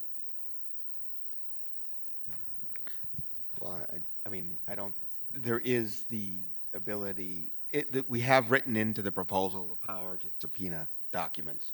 What guardrails there would be, those haven't been written into the document. Now, I will say this, to enforce any subpoena, you have to go to a court, which there'll be judicial review, of any request for documents as to whether they're relevant, and that could include a review of the motive for seeking them, whether it's political versus an actual, motive to improve city services. So that's natural. But other than that, no, I mean, there's nothing written in there. So under that, if an independent body issues a subpoena and the person who receives it or the department that receives it, their redress is to say we go to judicial review, or their attorney says that?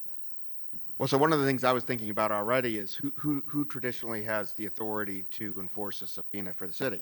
That would be the city councilor's office, I think, generally.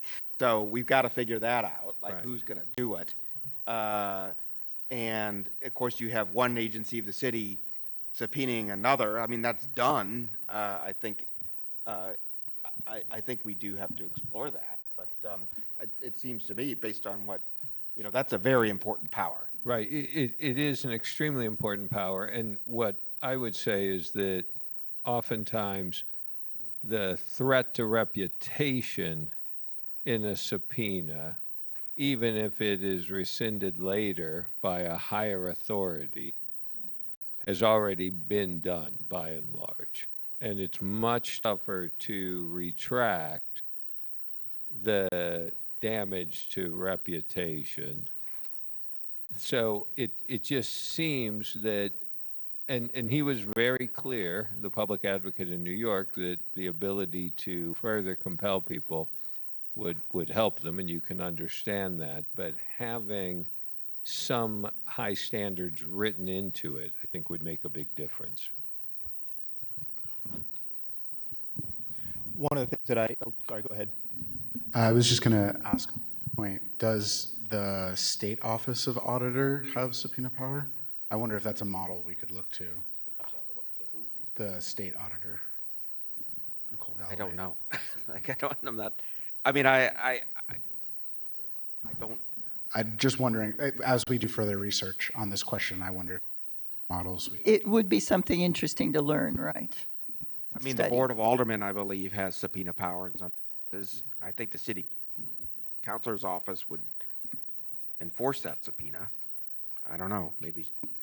Or is it the court that enforces? The court not- enforces the court subpoenas, would- but you're correct that the alderman does have subpoena power. But I don't know about other agencies. I mean, other agencies probably in their investigatory powers have the ability to subpoena like private businesses, but I'm just not sure. It does look like the state auditor, I'm looking at one of the statutes, has the power to seek to enforce it through the courts. So there's probably an example there that we can learn from. A couple of things that stood out from Mr. Williams' discussion and presentation today. One, they still have a comptroller in New York, so it wasn't a change or an elimination. So I want us to look really closely at the role of this advocate and where it fits within our city system. I'm not necessarily opposed to the changes as outlined, but I just found it interesting that was not where they inserted the advocate role. The second, which I think might have been one of the questions, I can't remember who was asking it, about how much overlap or independence is there between the mayor's office, the public advocate, and the comptroller's office. I think it was kind of leaning toward, do they work together like our ENA? At least that's how I read into that question. And Mr. Williams clearly said that they do not. Like, there is not that function of those three elected roles, that they do operate independently. And so if we're going to talk about the role of the public advocate, I'm not sure if it almost gets convoluted by saying we need the public advocate and because we want to eliminate the ENA. I feel like they are two separate conversations. I'm in agreement with you totally, that the presentation made more aware that we have two issues here that we want to be looking at. Yeah. And again, I've probably already expressed that I do see with the growth of the city and the changes of the city, and if we have a president of the president of the council elected by the body, we may not need the ENA, and if the comptroller's role becomes more of a head of finance, we may not need the ENA. But I think we need to disconnect the importance or the interest or the proposal for the public advocate from replacing the ENA. That's just my 2 cents on that. On that, I move that we separate the amendment proposal that includes the Board of E&A from the public advocate going forward. I would second that. I think I'm playing double duty this evening. So for all those in favor of that, Could you restate the motion, please? The motion is I move that the Board of E&A proposal and the public advocate proposal are separated going forward. Separated in our recommendation. Yes. Commissioner, would you use your microphone, please? Commissioner Intagliata. Use your microphone. Sorry, just, I wanted to make sure it was separated in our proposal. Okay, correct, yes. thank you. If if I may speak, I just hate to take a categorical approach that, where I understand that, okay, you could keep E&A. Use your mic. You could keep E&A. You could eliminate E&A. You could have, as part of the elimination of E&A, the comptroller become a public advocate. I just don't, it's very hard to take a categorical approach that we definitely going to, I don't even know what that means. We're going to separate these out. When he was discussing it, it's clear that the public advocate and their team is separate from the comptroller and the functions of the finance and auditing team. So I think what we're hearing is that the commissioners believe the two issues need to be researched, analyzed, and looked at separately versus coupled together. Yeah, and I was just saying, from the discussion that we were even just having now, that the role of the public advocate deserves to have its own area of focus, and we can still have a focus on what's the role of E&A. Does it need to be disbanded? Yeah, I don't hear anything that excludes our bundling it all together at the end or anything, but simply Not at all. that we don't think of them as both, but we think of, or either or, we think of them as two tracks that we're researching that may converge together in our final recommendations.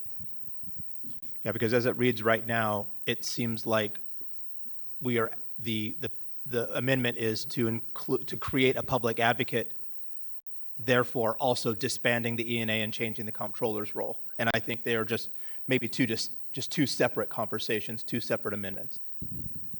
Mm-hmm. It may be that it's less about E&A light and E&A heavy as it is about E&A Board of Advocate, either both. Based on this discussion, it has been moved and seconded. I believe we can vote on this. So all those in favor, please say aye. Aye. Aye. Aye. Aye. Any opposed? The motion carries. Thank you. Are there any other discussions while we're still on Article? Well, I'm not sure that we've actually voted now to move either of the issues forward. We've simply voted to separate them. Right, no, we're still having discussion about the topic. We're still having discussion, yep. What I would propose is, under those instructions, I am willing to draft various, with the help of anyone who wants. I'm willing to help. With the various types of either or both. And I'm happy to work on it with you since, as I said, Working Group 3 was overlapping to a degree with some of these issues as well.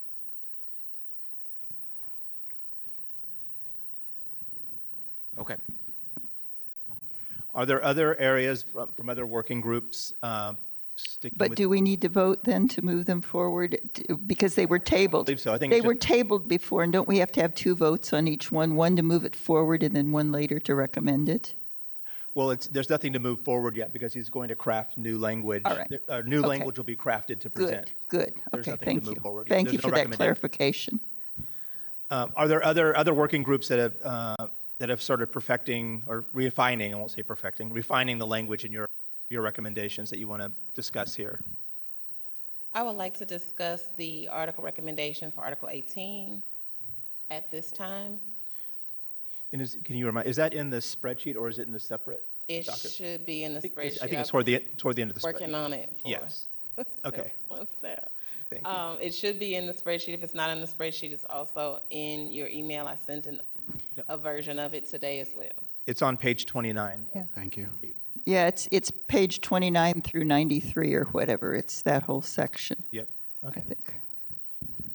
So discussion related to Article 18, we tabled it a few times, and I would just like for us to take a serious consideration related to the personnel issues that we are considering. We had a police representative here last meeting speak to Article 18. We have several members of the public that have submitted reports related to Article 18. We have members of the public here that are referencing issues related to Article 18. And we've also done interviews and discussions within Work Group 3 related to Article 18. So I would like to move that we complete the first vote to progress Article 18 to be a proposed amendment from this commission. And are you making the request for it in its entirety? Yes, Okay. in its entirety. But my understanding is that the work group, Intagliata. okay. Yeah, are there other recommendations in the omnibus document related to Article 18, or is this the only recommendation? No, there are, I believe, other recommendations. What Article 18 is that is being proposed right now is a recommendation that Commissioner Nolan Eccles and Director Sonia Gray have put together, but we have not had a chance yet to actually offer our input into what's there beyond what's been discussed so far. Intagliata, related to Article 18, we conducted an interview with Director Sonia Gray.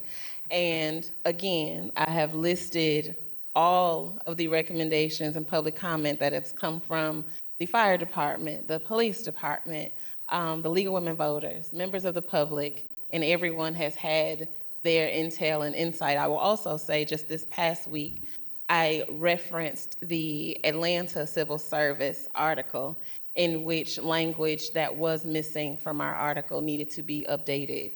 So this recommendation is up myself, and in working with Director Sonia Gray, regardless to being told not to, has worked with me diligently on making the changes to Article 18, in addition to Commissioner Grant's recommendation related to collective bargaining is also in Article 18. So it has been reviewed, it has been researched and assessed, and it has been combed through, I would say maybe 6 to 8 times at this point. And Has it been compared and contrasted with other recommendations? And I think that our role here, no matter what has progressed, for instance, the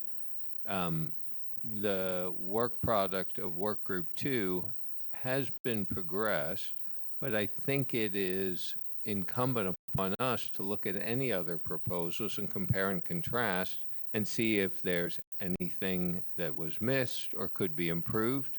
yes, Or so dismissed out of that- hand. So I would be interested to know if there has been a compare and contrast, because I think we always need to be, as much as we can be with these recommendations, perfectly honest brokers. If there's 3 ideas I put think forward, the we need compare and to contrast has occurred when you all recommended the changes related to personnel matters and personnel issues.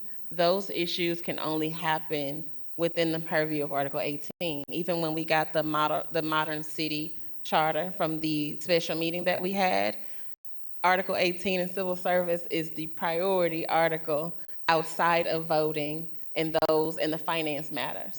So it was definitely recommended, if we're going to address the finance issues of the city, we equally have to address the people issues of the city. Sure, and I will be, let me just be really I would actually clear love to on- hear from the director. I think something that's maybe a little hard is Just, it's yeah, just let not me necessarily before I'll be frank.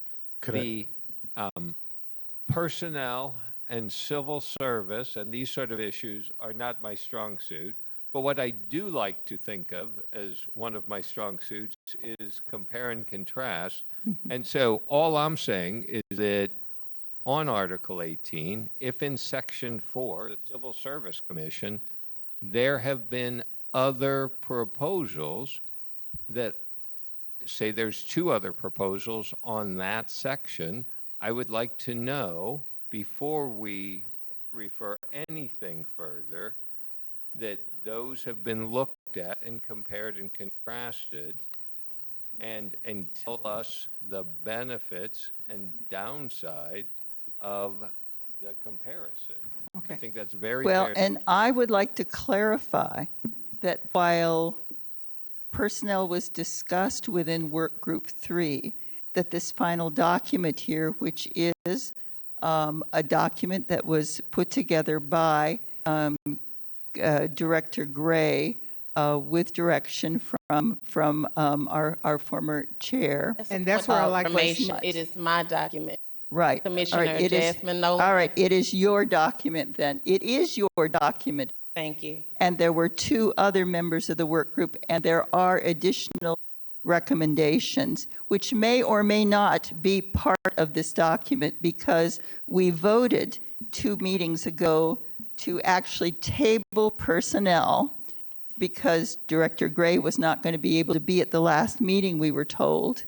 And we then, as a body, have not yet had a chance to question her and to make our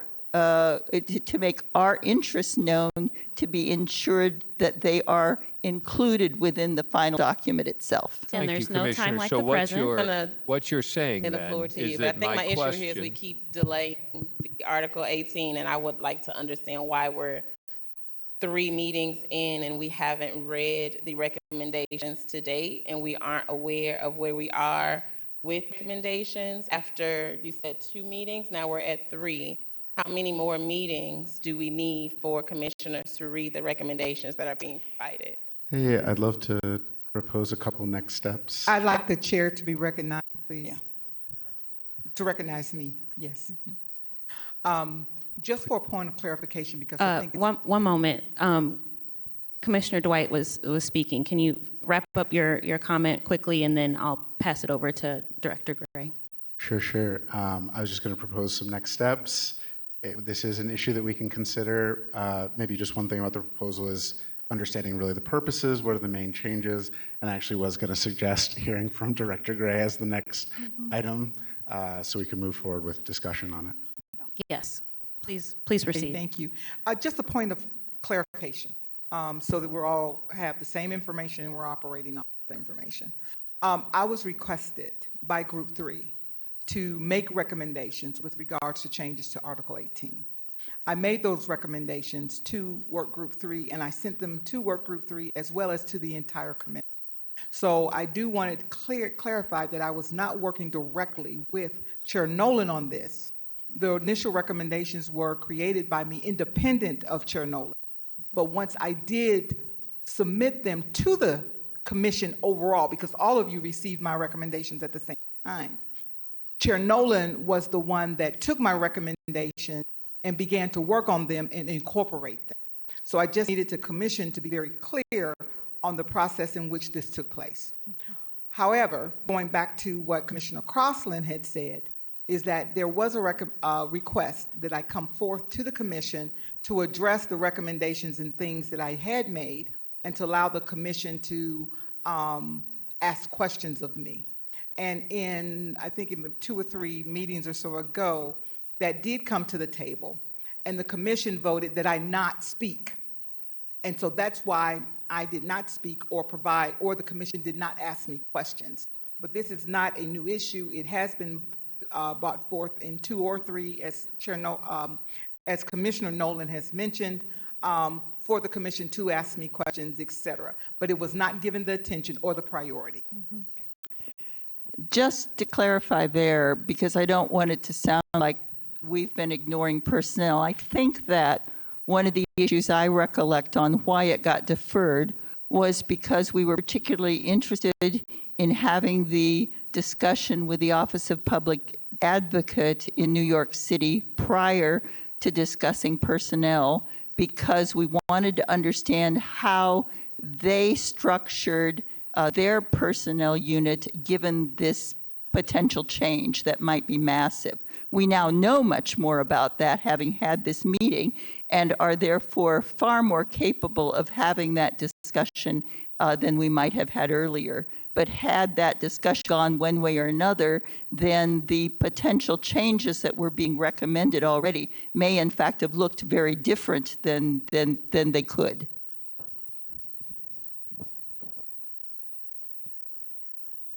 Are there any further comments around this particular subject? Let's go ahead and schedule when that time would be that we focus on personnel. Yeah. So Agreed. it sounds like we're a little over time today. Yeah. Maybe it's a priority for our next meeting. Would that be okay with Director Jenkins Gray? Yeah. 2 20th? weeks, 2 weeks, I believe. mid-month. Thank you. The 20th. And Yeah. if I could ask Director Gray, would it be possible, based on your proposal, to do a red line with the existing language in Article 18 so we can see the changes? And you could circulate that to the commission? Because I mean, I could see, for instance, where you've deleted like the parity between firefighters and police, but it's very hard to like match it up without a red line to see the additions. And would it be? So that will be a little bit difficult for me to do at this point, because as Commissioner Nolan mentioned, there are things that are included in there that I did not necessarily put in there. So I could not necessarily do the line completely because I don't know necessarily what has been to my recommendations, because I have not, to be honest, read through the complete document with additional changes. No worries. Would you mind resending your original recommendations? Sure. To email? Thank you. Yeah, that would be great. Thank you. So we'll have it on the agenda for the 20th then? Yes. Any other working groups or groups formerly known as working groups want to share some additional insights related to their article recommendations? I would like to move that we agree for the second time to add the Department of Transportation to this commission's proposal for the ballot. Say that last part, proposal for what? For this commission to put forth the Department of Transportation as our second approved ballot. So the question is, I move to add the Department of Transportation to the Charter Commission's proposal for the 2024 ballot. Under the current language in the proposal document? Yes. We voted the first time last meeting on this article, and I would like today that we vote the second vote necessary for the Department of Transportation. Can I ask one more clarifying question? Yes. Not that I don't support, this is an area that I do support doing. Maybe a process question is I thought we were doing a series of meetings that were about like deeply considering things. We talked about Department of Transportation, of them, and we have a series of other kind of important topics that we're diving into, so that I believe it was the series of 2 or 3 meetings, June to July, which is the deadline that's in the amendment that created us, that we were working towards doing the series of votes those days, I thought. Yeah. Yeah, I think we're still back at the first votes, not at the finalized votes yet. And are we actually able to vote on the finalized until we've had another public hearing anyway? Yes, the rules of order and procedure require us to have 2 votes on the issues related to the charter that we're going to address. And the public hearing we slated for after we made decisions. And we have to do so, I believe, I forget when that deadline is. However, we have to have 2 votes on the proposals that we are looking to put forth, or the recommendations that we're looking to put forth. And right now, I believe voting and the Department of Transportation are the only recommendations that we have one commission vote on. We need 2 votes on the proposals that we're looking to put forth as a commission. And this would be to move forward for full consideration, so it's not the Yes. final vote, but it's just to move forward for full consideration. Yeah. We don't have language right now to vote on, right?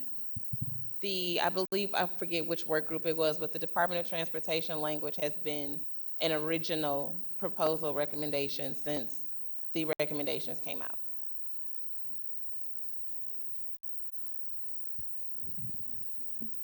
So I'm not sure if the original work group that had the Department of Transportation can speak to the questions on the floor, but I believe that was an original recommendation in the summaries that were presented and provided several months ago.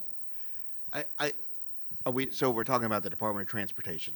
Yes. So there are ideas that about language that have been circulated among the work group, but I don't think those have been circulated to the commission as a whole. And so that's something that we, maybe someone, I guess I could be willing to work on it. It's very complicated to the extent that you're talking about creating a new entity within the Board of Public Service.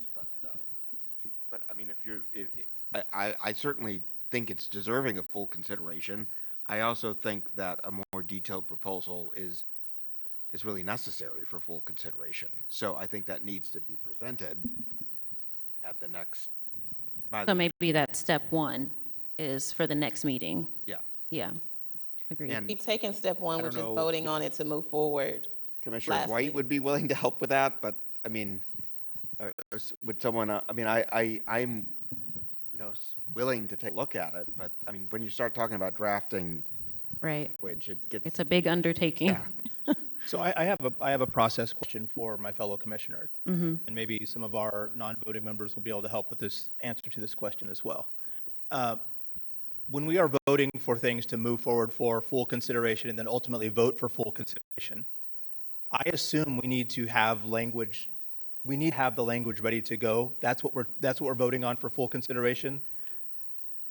And for This consideration. full consideration language, I don't think is based in what's mandated in the ordinance that created us. I believe we have to submit It definitely is. So I think the rules of order and procedure sort of presume, I can say that because my office drafted those rules. Originally, it presumes that you will have an idea, that you will vote to move that idea forward, and then the charter amendment that created the commission requires that once you have some language, that you have a public hearing and give the public an opportunity to comment on that language. And then the rules, I think, presume that you would have full consideration after you have had that conversation with the public. Okay, and I think Thanks for the clarification. I think what we're discussing right now is not necessarily having the full language, but moving this amendment recommendation forward. Is that accurate? Which means That's going to be on page 4 of your packet. So the first vote you did have with respect to the Department of Transportation. So really, we don't vote again until after we've had a public hearing at this point. that's not what I heard, but if you could restate. That's what I was trying to say. I'm sorry if I'm being unclear, but I think the charter amendment that created the commission says that you will have a conversation with the public in a public hearing, that you have to have 2 of those hearings, right? And so the first hearing you've already had, and you had another one, which is great. But it also requires that once you have draft language, that you have a public hearing, that the public is able to comment on the draft language. And so the rules of order and procedure presume that you will have full consideration or vote something onto the ballot after you have had the second public hearing that requires the public to comment on the draft language. Which in essence is our third is public full hearing length? because we just had one more in the middle, right? Correct. How do we get full language on any recommendation? That is up to you all, how you want to go about that.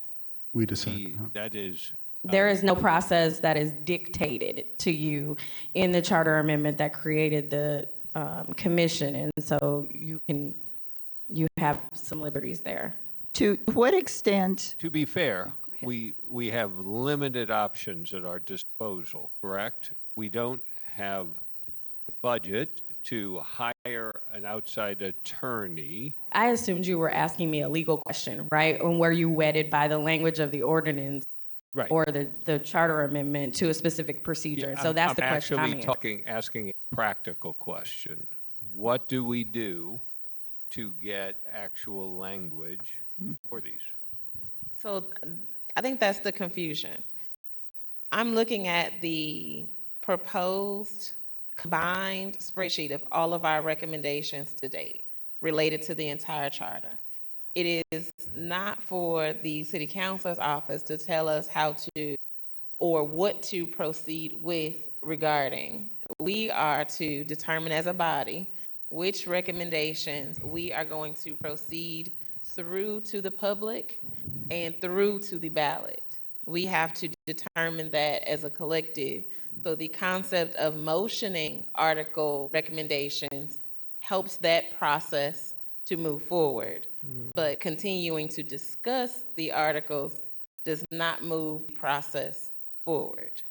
Yeah, so there's a few things that we have decided to move forward for, that we Yes. recommended to move forward. At some point, those need to turn into language and then be presented at a public hearing. I am not asking about the gestalt of this commission. What I'm asking is, how do we change those recommendations from what we have today to actual language we present? If it's incumbent upon us to write those, fair enough, but what Yes. are our choices? I don't know what they are, other than asking the city councilor's office to draft them. Right. So, Councilor Hamilton, will your office draft language for the actual charter for us based upon our proposals and recommendations? They can assist with that. There we go. So we need to vote twice, Thank pass it on to the office, they'll give us back language, and we meet with the public.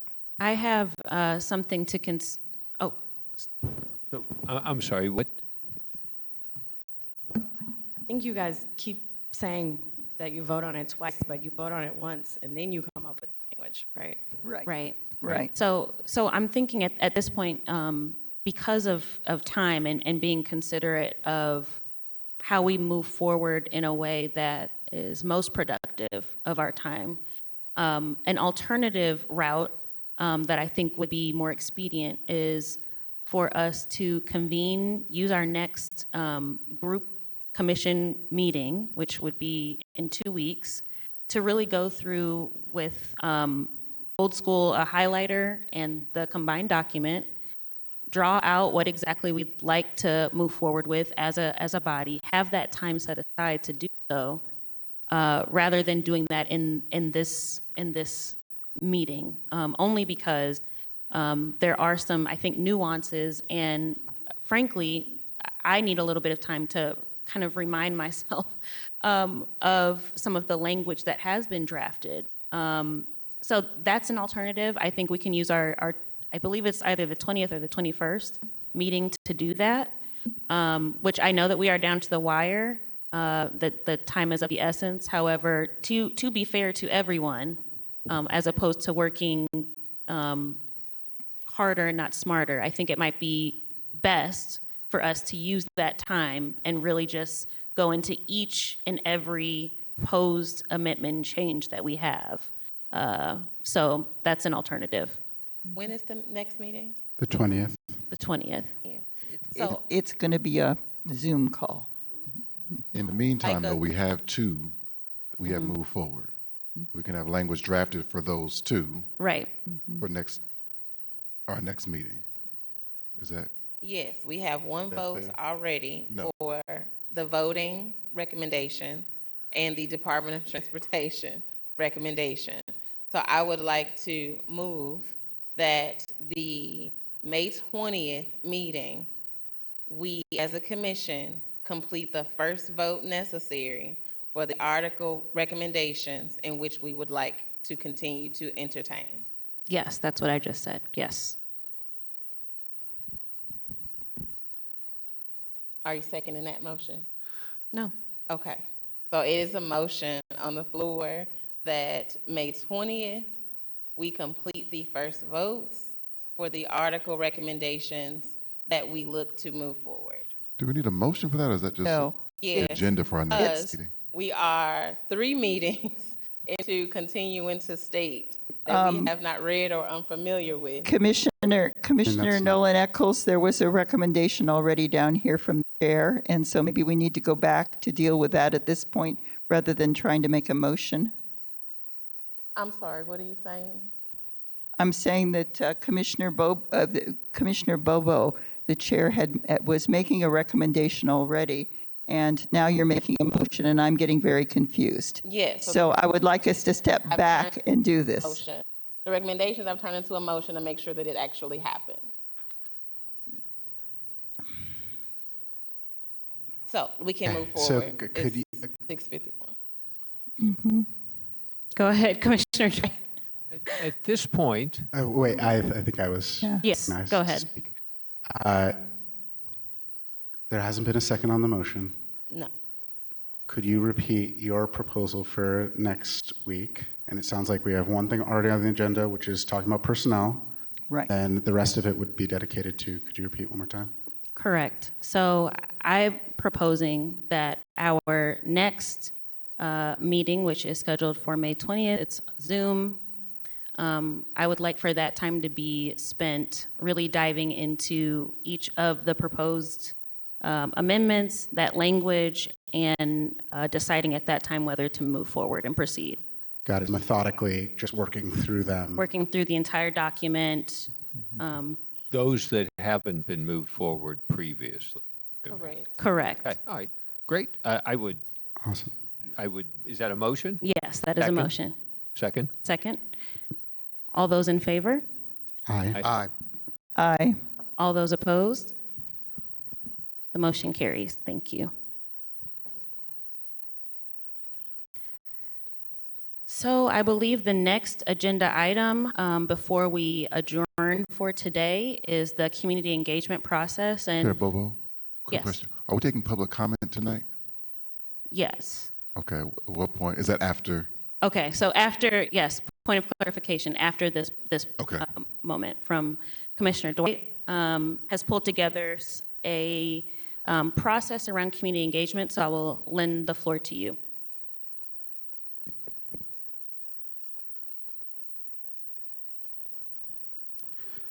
So part of what we committed to a few meetings ago was that all commissioners would attend 3, I believe, public neighborhood or other association meetings as a method of getting the word out and inviting people to these larger commission meetings. There's a spreadsheet that's been circulated, community organization list. I can recirculate it. And we've had 1, 2, 3, 4, 5 people sign up for different organizations to attend. So far, only one presentation has been completed, reaching about 35 people. And so just a reminder for commissioners to check out that list, commit to a set of organizations, and then to follow through with connecting with those. And I believe we already have a one-pager that's been created by the counselor's office that can be used. And the one other question I had there is if we had that date for the actual public hearing that we're going to have on the final recommendations, because that might be something good to be able to circulate at all of the meetings. That's what I was going to ask, is I think we're getting to the point now, especially if at the 20th, we're going to support move additional items forward. We've got some clarity behind specific articles that we can be kind of fielding with groups, and now would be the time probably to set a date, at least for that meeting, so that the counselor's office can go ahead and schedule, make arrangements, and we can start promoting that meeting early, especially at any community meetings out to which we're going.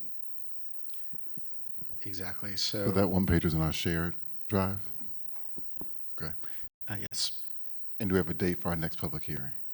I think that is the question on the floor right now for us to determine that so that we can use it as in marketing materials as we go to these public meetings. So I think we have slated through mid-July, the Charter Commission meeting on July 15th, to be considering recommendations to get towards that draft full slate that then will be used at the hearing. So post July 15th, but maybe pre first week of August, knowing that we will need a little bit of time before doing the, what is it, the language? Fully considered, full consideration? So perhaps the last 2 weeks of, we need to be looking at the last 2 weeks of July That sounds good. for a proposed date for that hearing. Mm-hmm.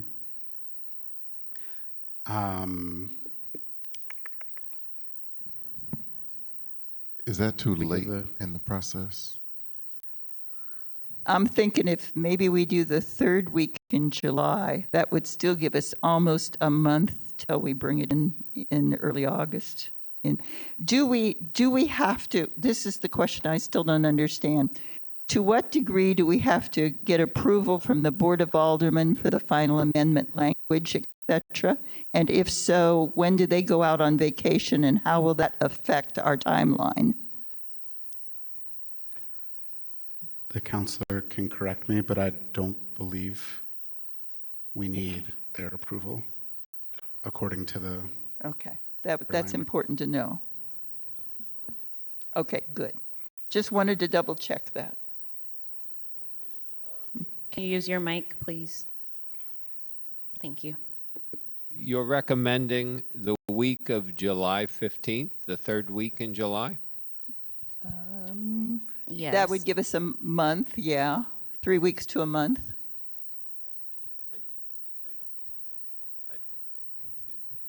Please make that motion. I'll second. I make a motion that we hold our final public hearing in the week of July 15th, 2024, at a location previously identified. Second. It has been moved and properly seconded. All those in favor? Aye. Aye. Aye. Any opposed? Motion carries. Thank you. Can I ask just one clarifying question? Absolutely. This will not take long. The motion was for that to be our third and to be our final public hearing. I just want to leave the door open that if we needed another public hearing after that, Yes. Yes. Okay. Oh, for sure. Okay. Yeah. The language was that was our final public hearing. I just Right, a friendly amendment, take the final off of there, say our third hearing.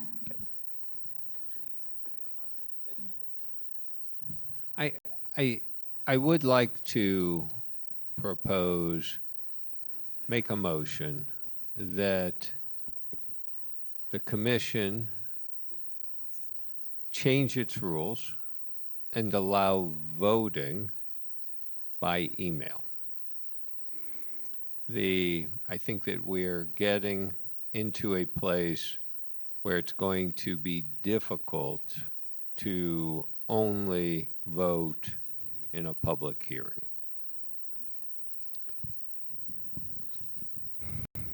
I think I disagree with that. Yeah. I think it's important that those votes on amendments happen in public meetings. Yeah. I believe that for the votes On to be amendments? legal, we would need to have the opportunity to discuss as a group. And if we do it electronically, we won't have that quote-unquote face-to-face, even if the face-to-face is electronic. Or were you saying general votes, like any? General. I think we already approved that as a commission. Yeah. So we can do that. I think we can do Zoom. We can do Zoom meetings and be able to vote that way with just 24 hours notice because of the sunshine. Right, but I think we actually previously in a meeting did put forward a motion that said other commission business that we're deciding, agenda, whether to include people on future, all of those things, that we're allowed to do that by email. Correct. But that doesn't cover larger, what? Vote for email voting was, I believe, about holding special meetings. It was very specific, the motion. Okay.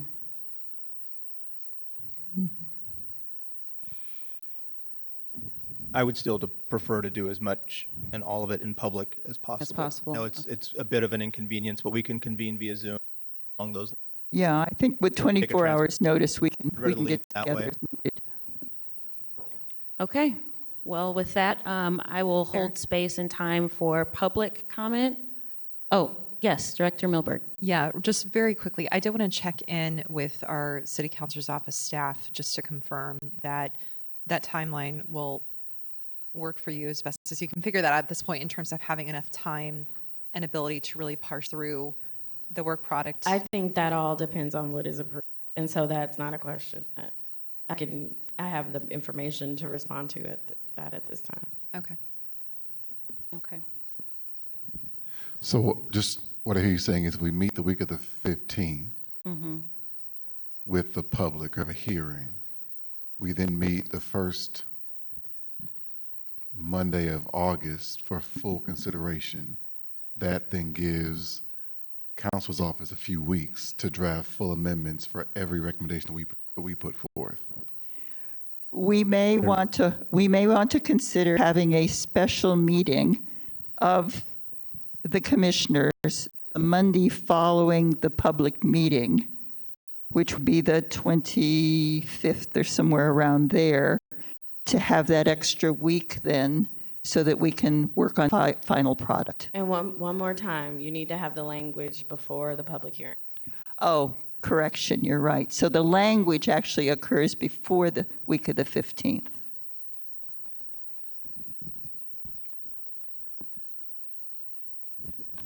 Okay. Thank you. And now we will move to if there are any public comments.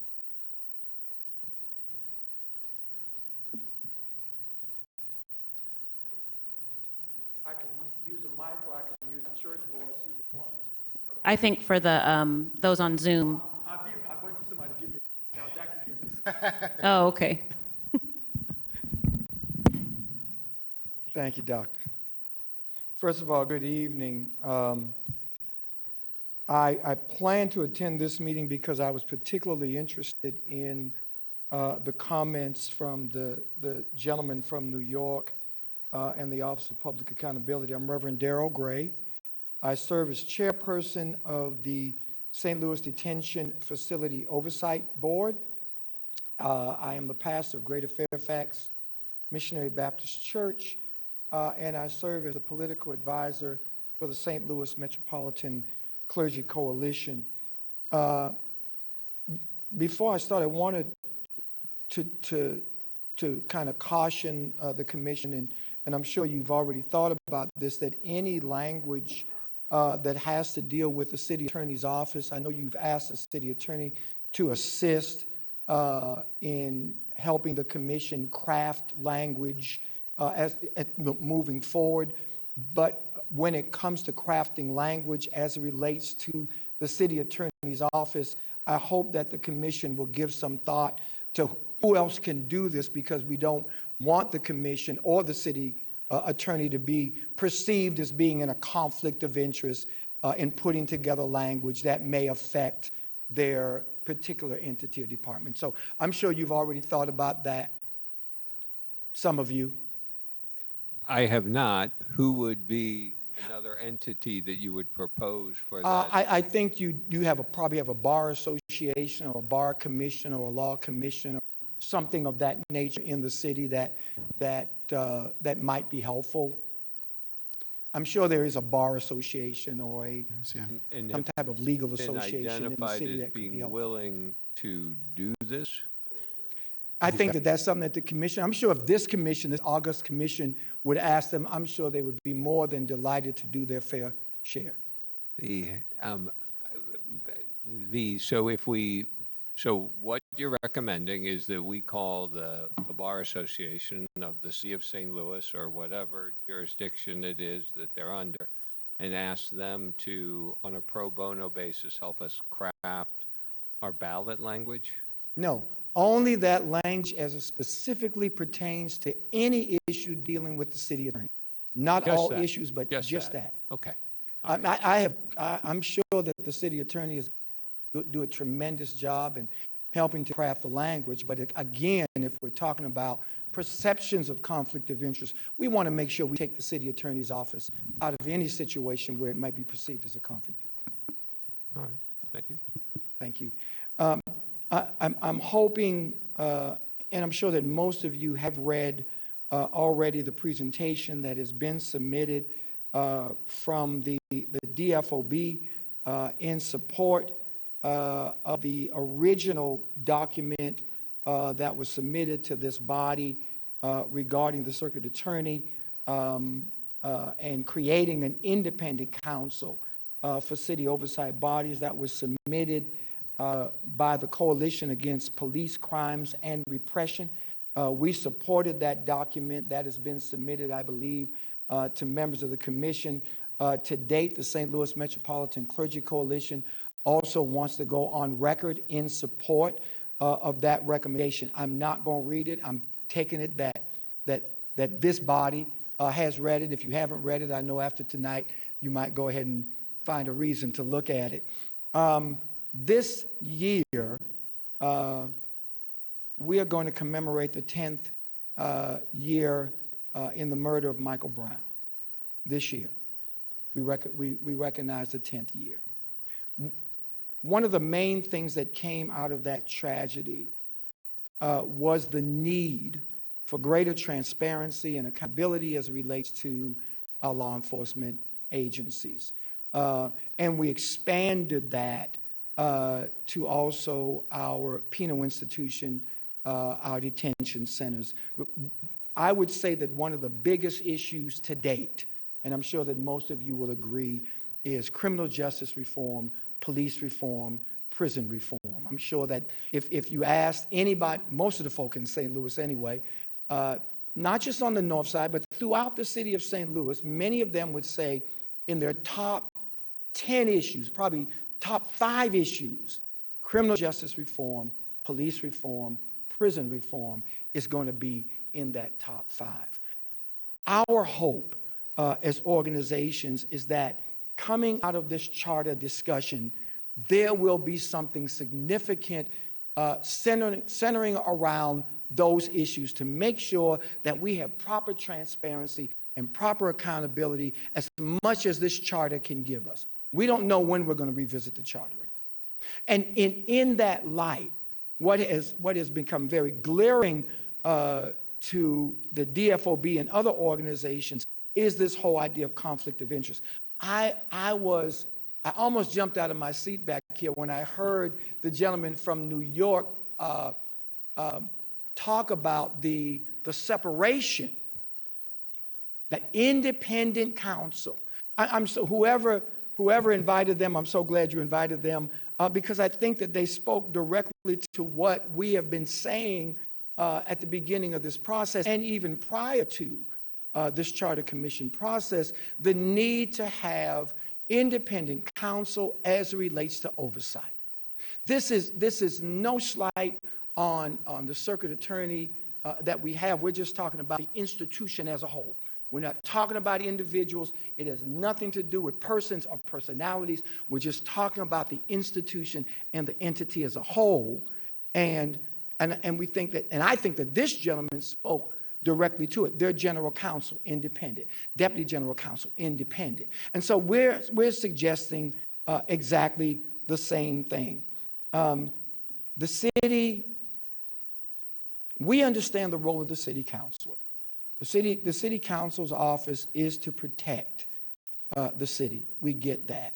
But how do you represent the people of St. Louis, the administration of St. Louis, the Public Safety Department of St. Louis, the Correctional Department of St. Louis, and the Oversight Board that oversees that all at the same time? It is virtually impossible, and it puts the circuit attorney's office, I think, at a gigantic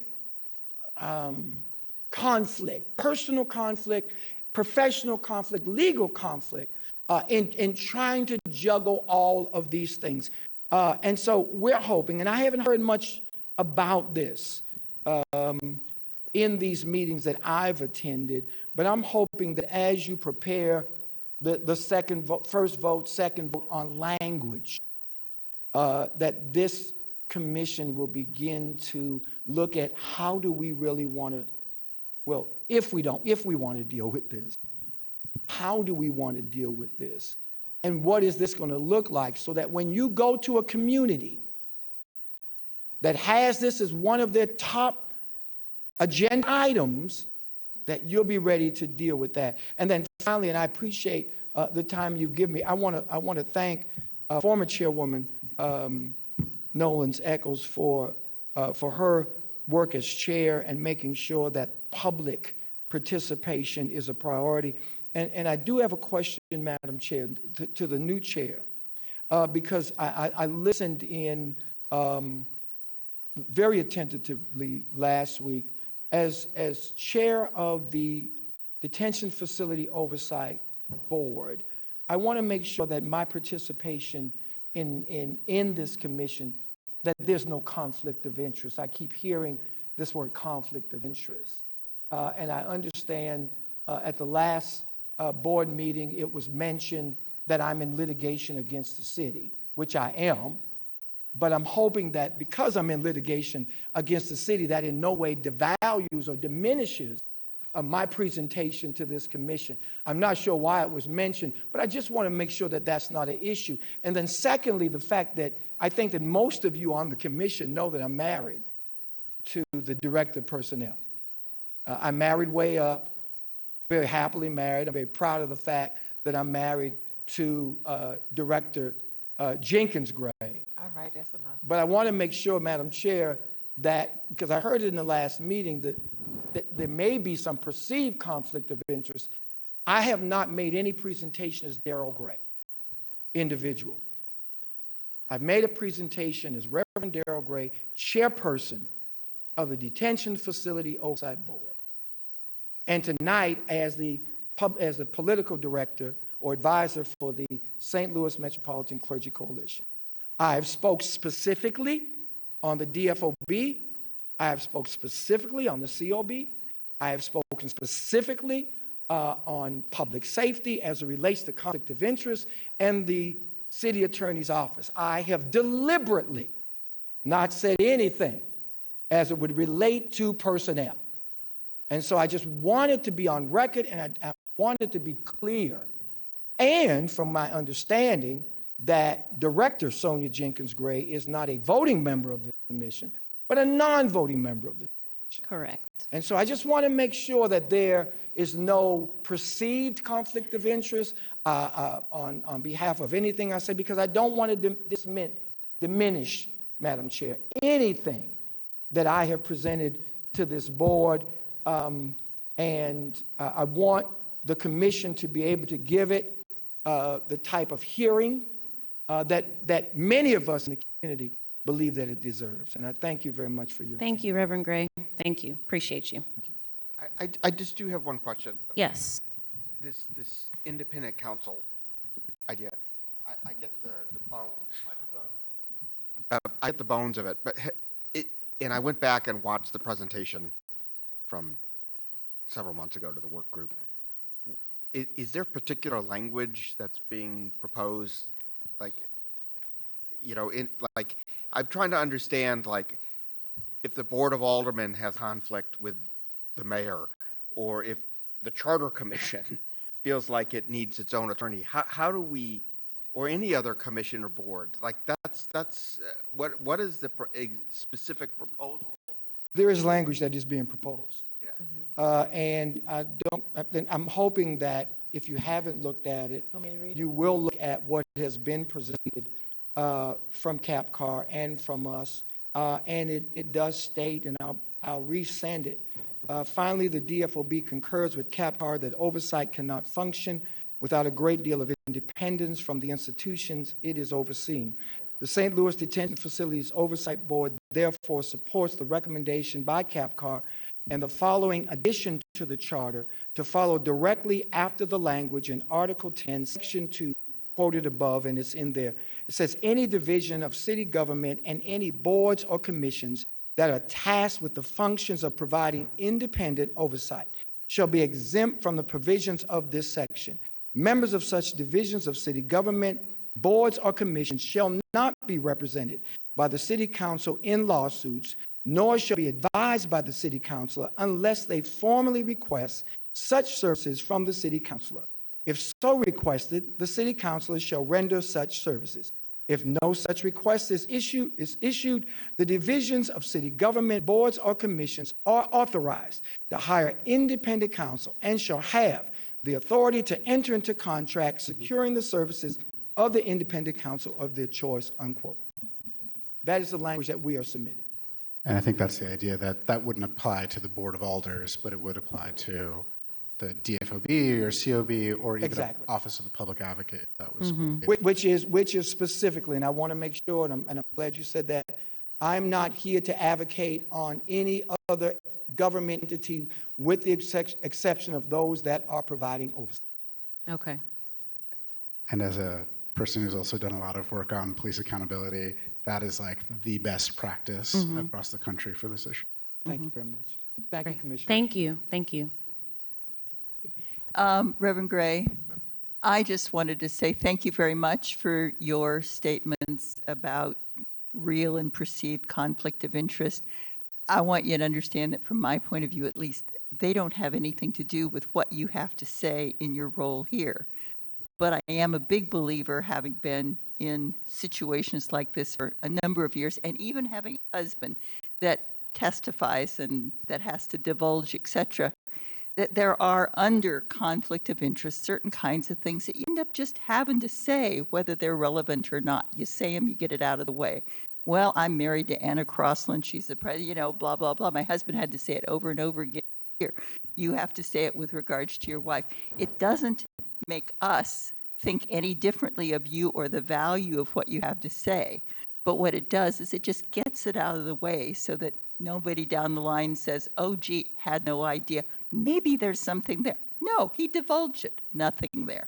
That's what it's all about, is you say it and just get it out of the way. Thank you. And it would be interesting to everybody that came before this commission and others, if that was one of the prerequisites.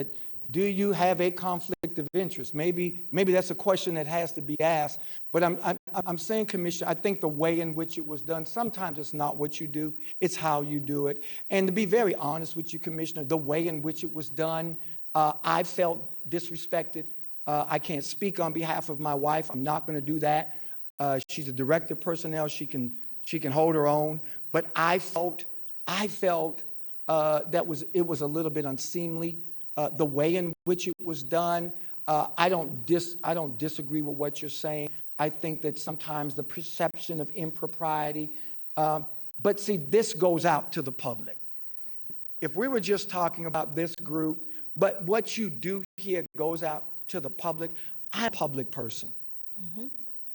And so when things are done and said in a certain way, and it goes out to the public without explanation, then therein lies the problem. So I thank you very much for what you said. But again, I appreciate the opportunity. Reverend Gray, I want to say this to you before you leave, is I've done my homework and research related to how any public body can address conduct of any employee or a member of the public in which we do not have any authority to do here. It is against Missouri statute to do so in a public body, in a public forum of any kind. And I have, again, done my homework related to that. Pertaining to your concern, I want you to understand that that work by way of this commission has been done, and any violation of said Missouri statutes is not the intent of this commission. I disagree that people's personal matters should be some ethical state or standard to be publicly communicated by way of this work.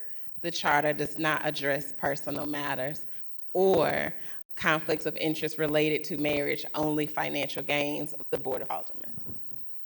And I guess the other one, I really want to, and because I know everybody's ready to go. I guess the other part, it's the two parts. It wasn't just comment on public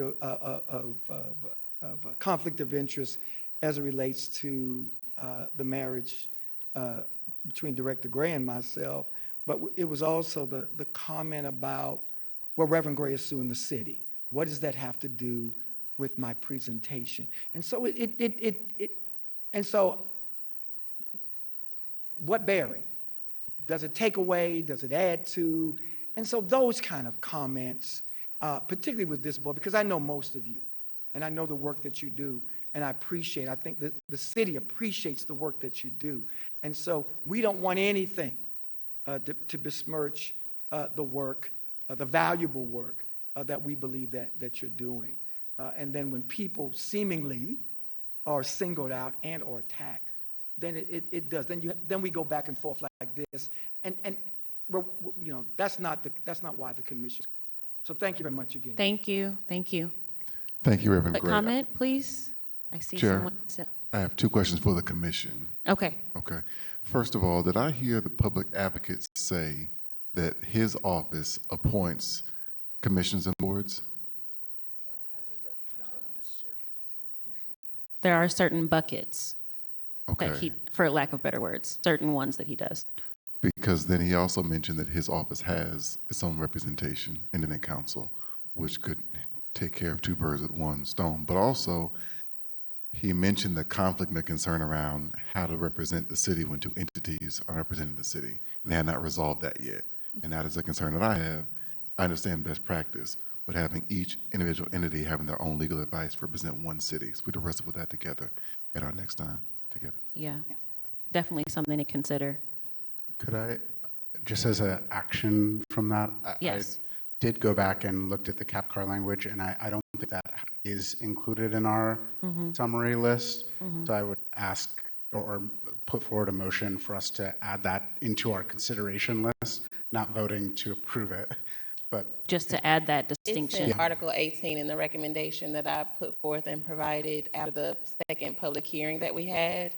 The Charter Commission staff also added and received the written document from both boards that he's on and added it to the drive that we have access to. Yes. yeah, and I have that document from the drive pulled up. However, it's not in that summary language, and this recommendation offers a different location for it than you've just suggested, Commissioner. And so I'd just love for this to be added in for consideration. Agreed. Okay, so can we have the next public comment, please? Or we Oh, just wait, we need a, Oh, sorry, one more. Yes. You had 2 questions. No, it was. So you seconded the motion. Okay. yeah, so we need to vote. So I we need second to. that motion. Thank you. All those in favor? Aye. Aye. Aye. All those opposed? The motion carries. Thank you. Next, please. Thank you. Good evening, Chairwoman and members of the commission. My name is Charles Bryson. I am with the TrailNet. I'll be really brief. I want to thank you all again for the continued discussion around a City Department of Transportation. I stand ready to assist with any draft language necessary, and I've presented draft language previously, which I will make sure that I do over the next couple of days. We're not discussing, nor should you, the issue of funding mechanism. This is only about the presentation of a Department of Transportation. We believe there are ordinances that will take care of the funding mechanisms once the entity is started. We also have advocated strongly for it to start in start in 2027, which will allow a lot of other things to take place, including the funding mechanisms to work with the Department of Personnel to make sure that it is fully staffed. So we think that this is an excellent proposal. We're ready to dive in as we need to do to get the work done. We also want to assist certainly with you all on the advocacy side when you go to neighborhood and community and ward meetings. And again, my thanks. Thank you. Are there any other comments from the public that we need to recognize at this time? In response to that, I just wonder, the spreadsheet that we have with the neighborhood meetings that we've signed up for that are scheduled, is that public information so somebody could go on it and see that, oh, we're going to the Lafayette Square meeting on, or whatever it is, and be there for the, or is it simply a closed spreadsheet for us? I think it's a good question. It's more of a closed spreadsheet for us because it's not necessarily that we're turning other people's meetings into forums for the Charter Commission. It's more we're meeting people where they're at to invite them in to both get their input, but then invite them into our meetings. Okay. With that, I will entertain a motion to adjourn. All those in favor? Aye. Any opposed? Don't think so? All right, the motion carries. Thank you.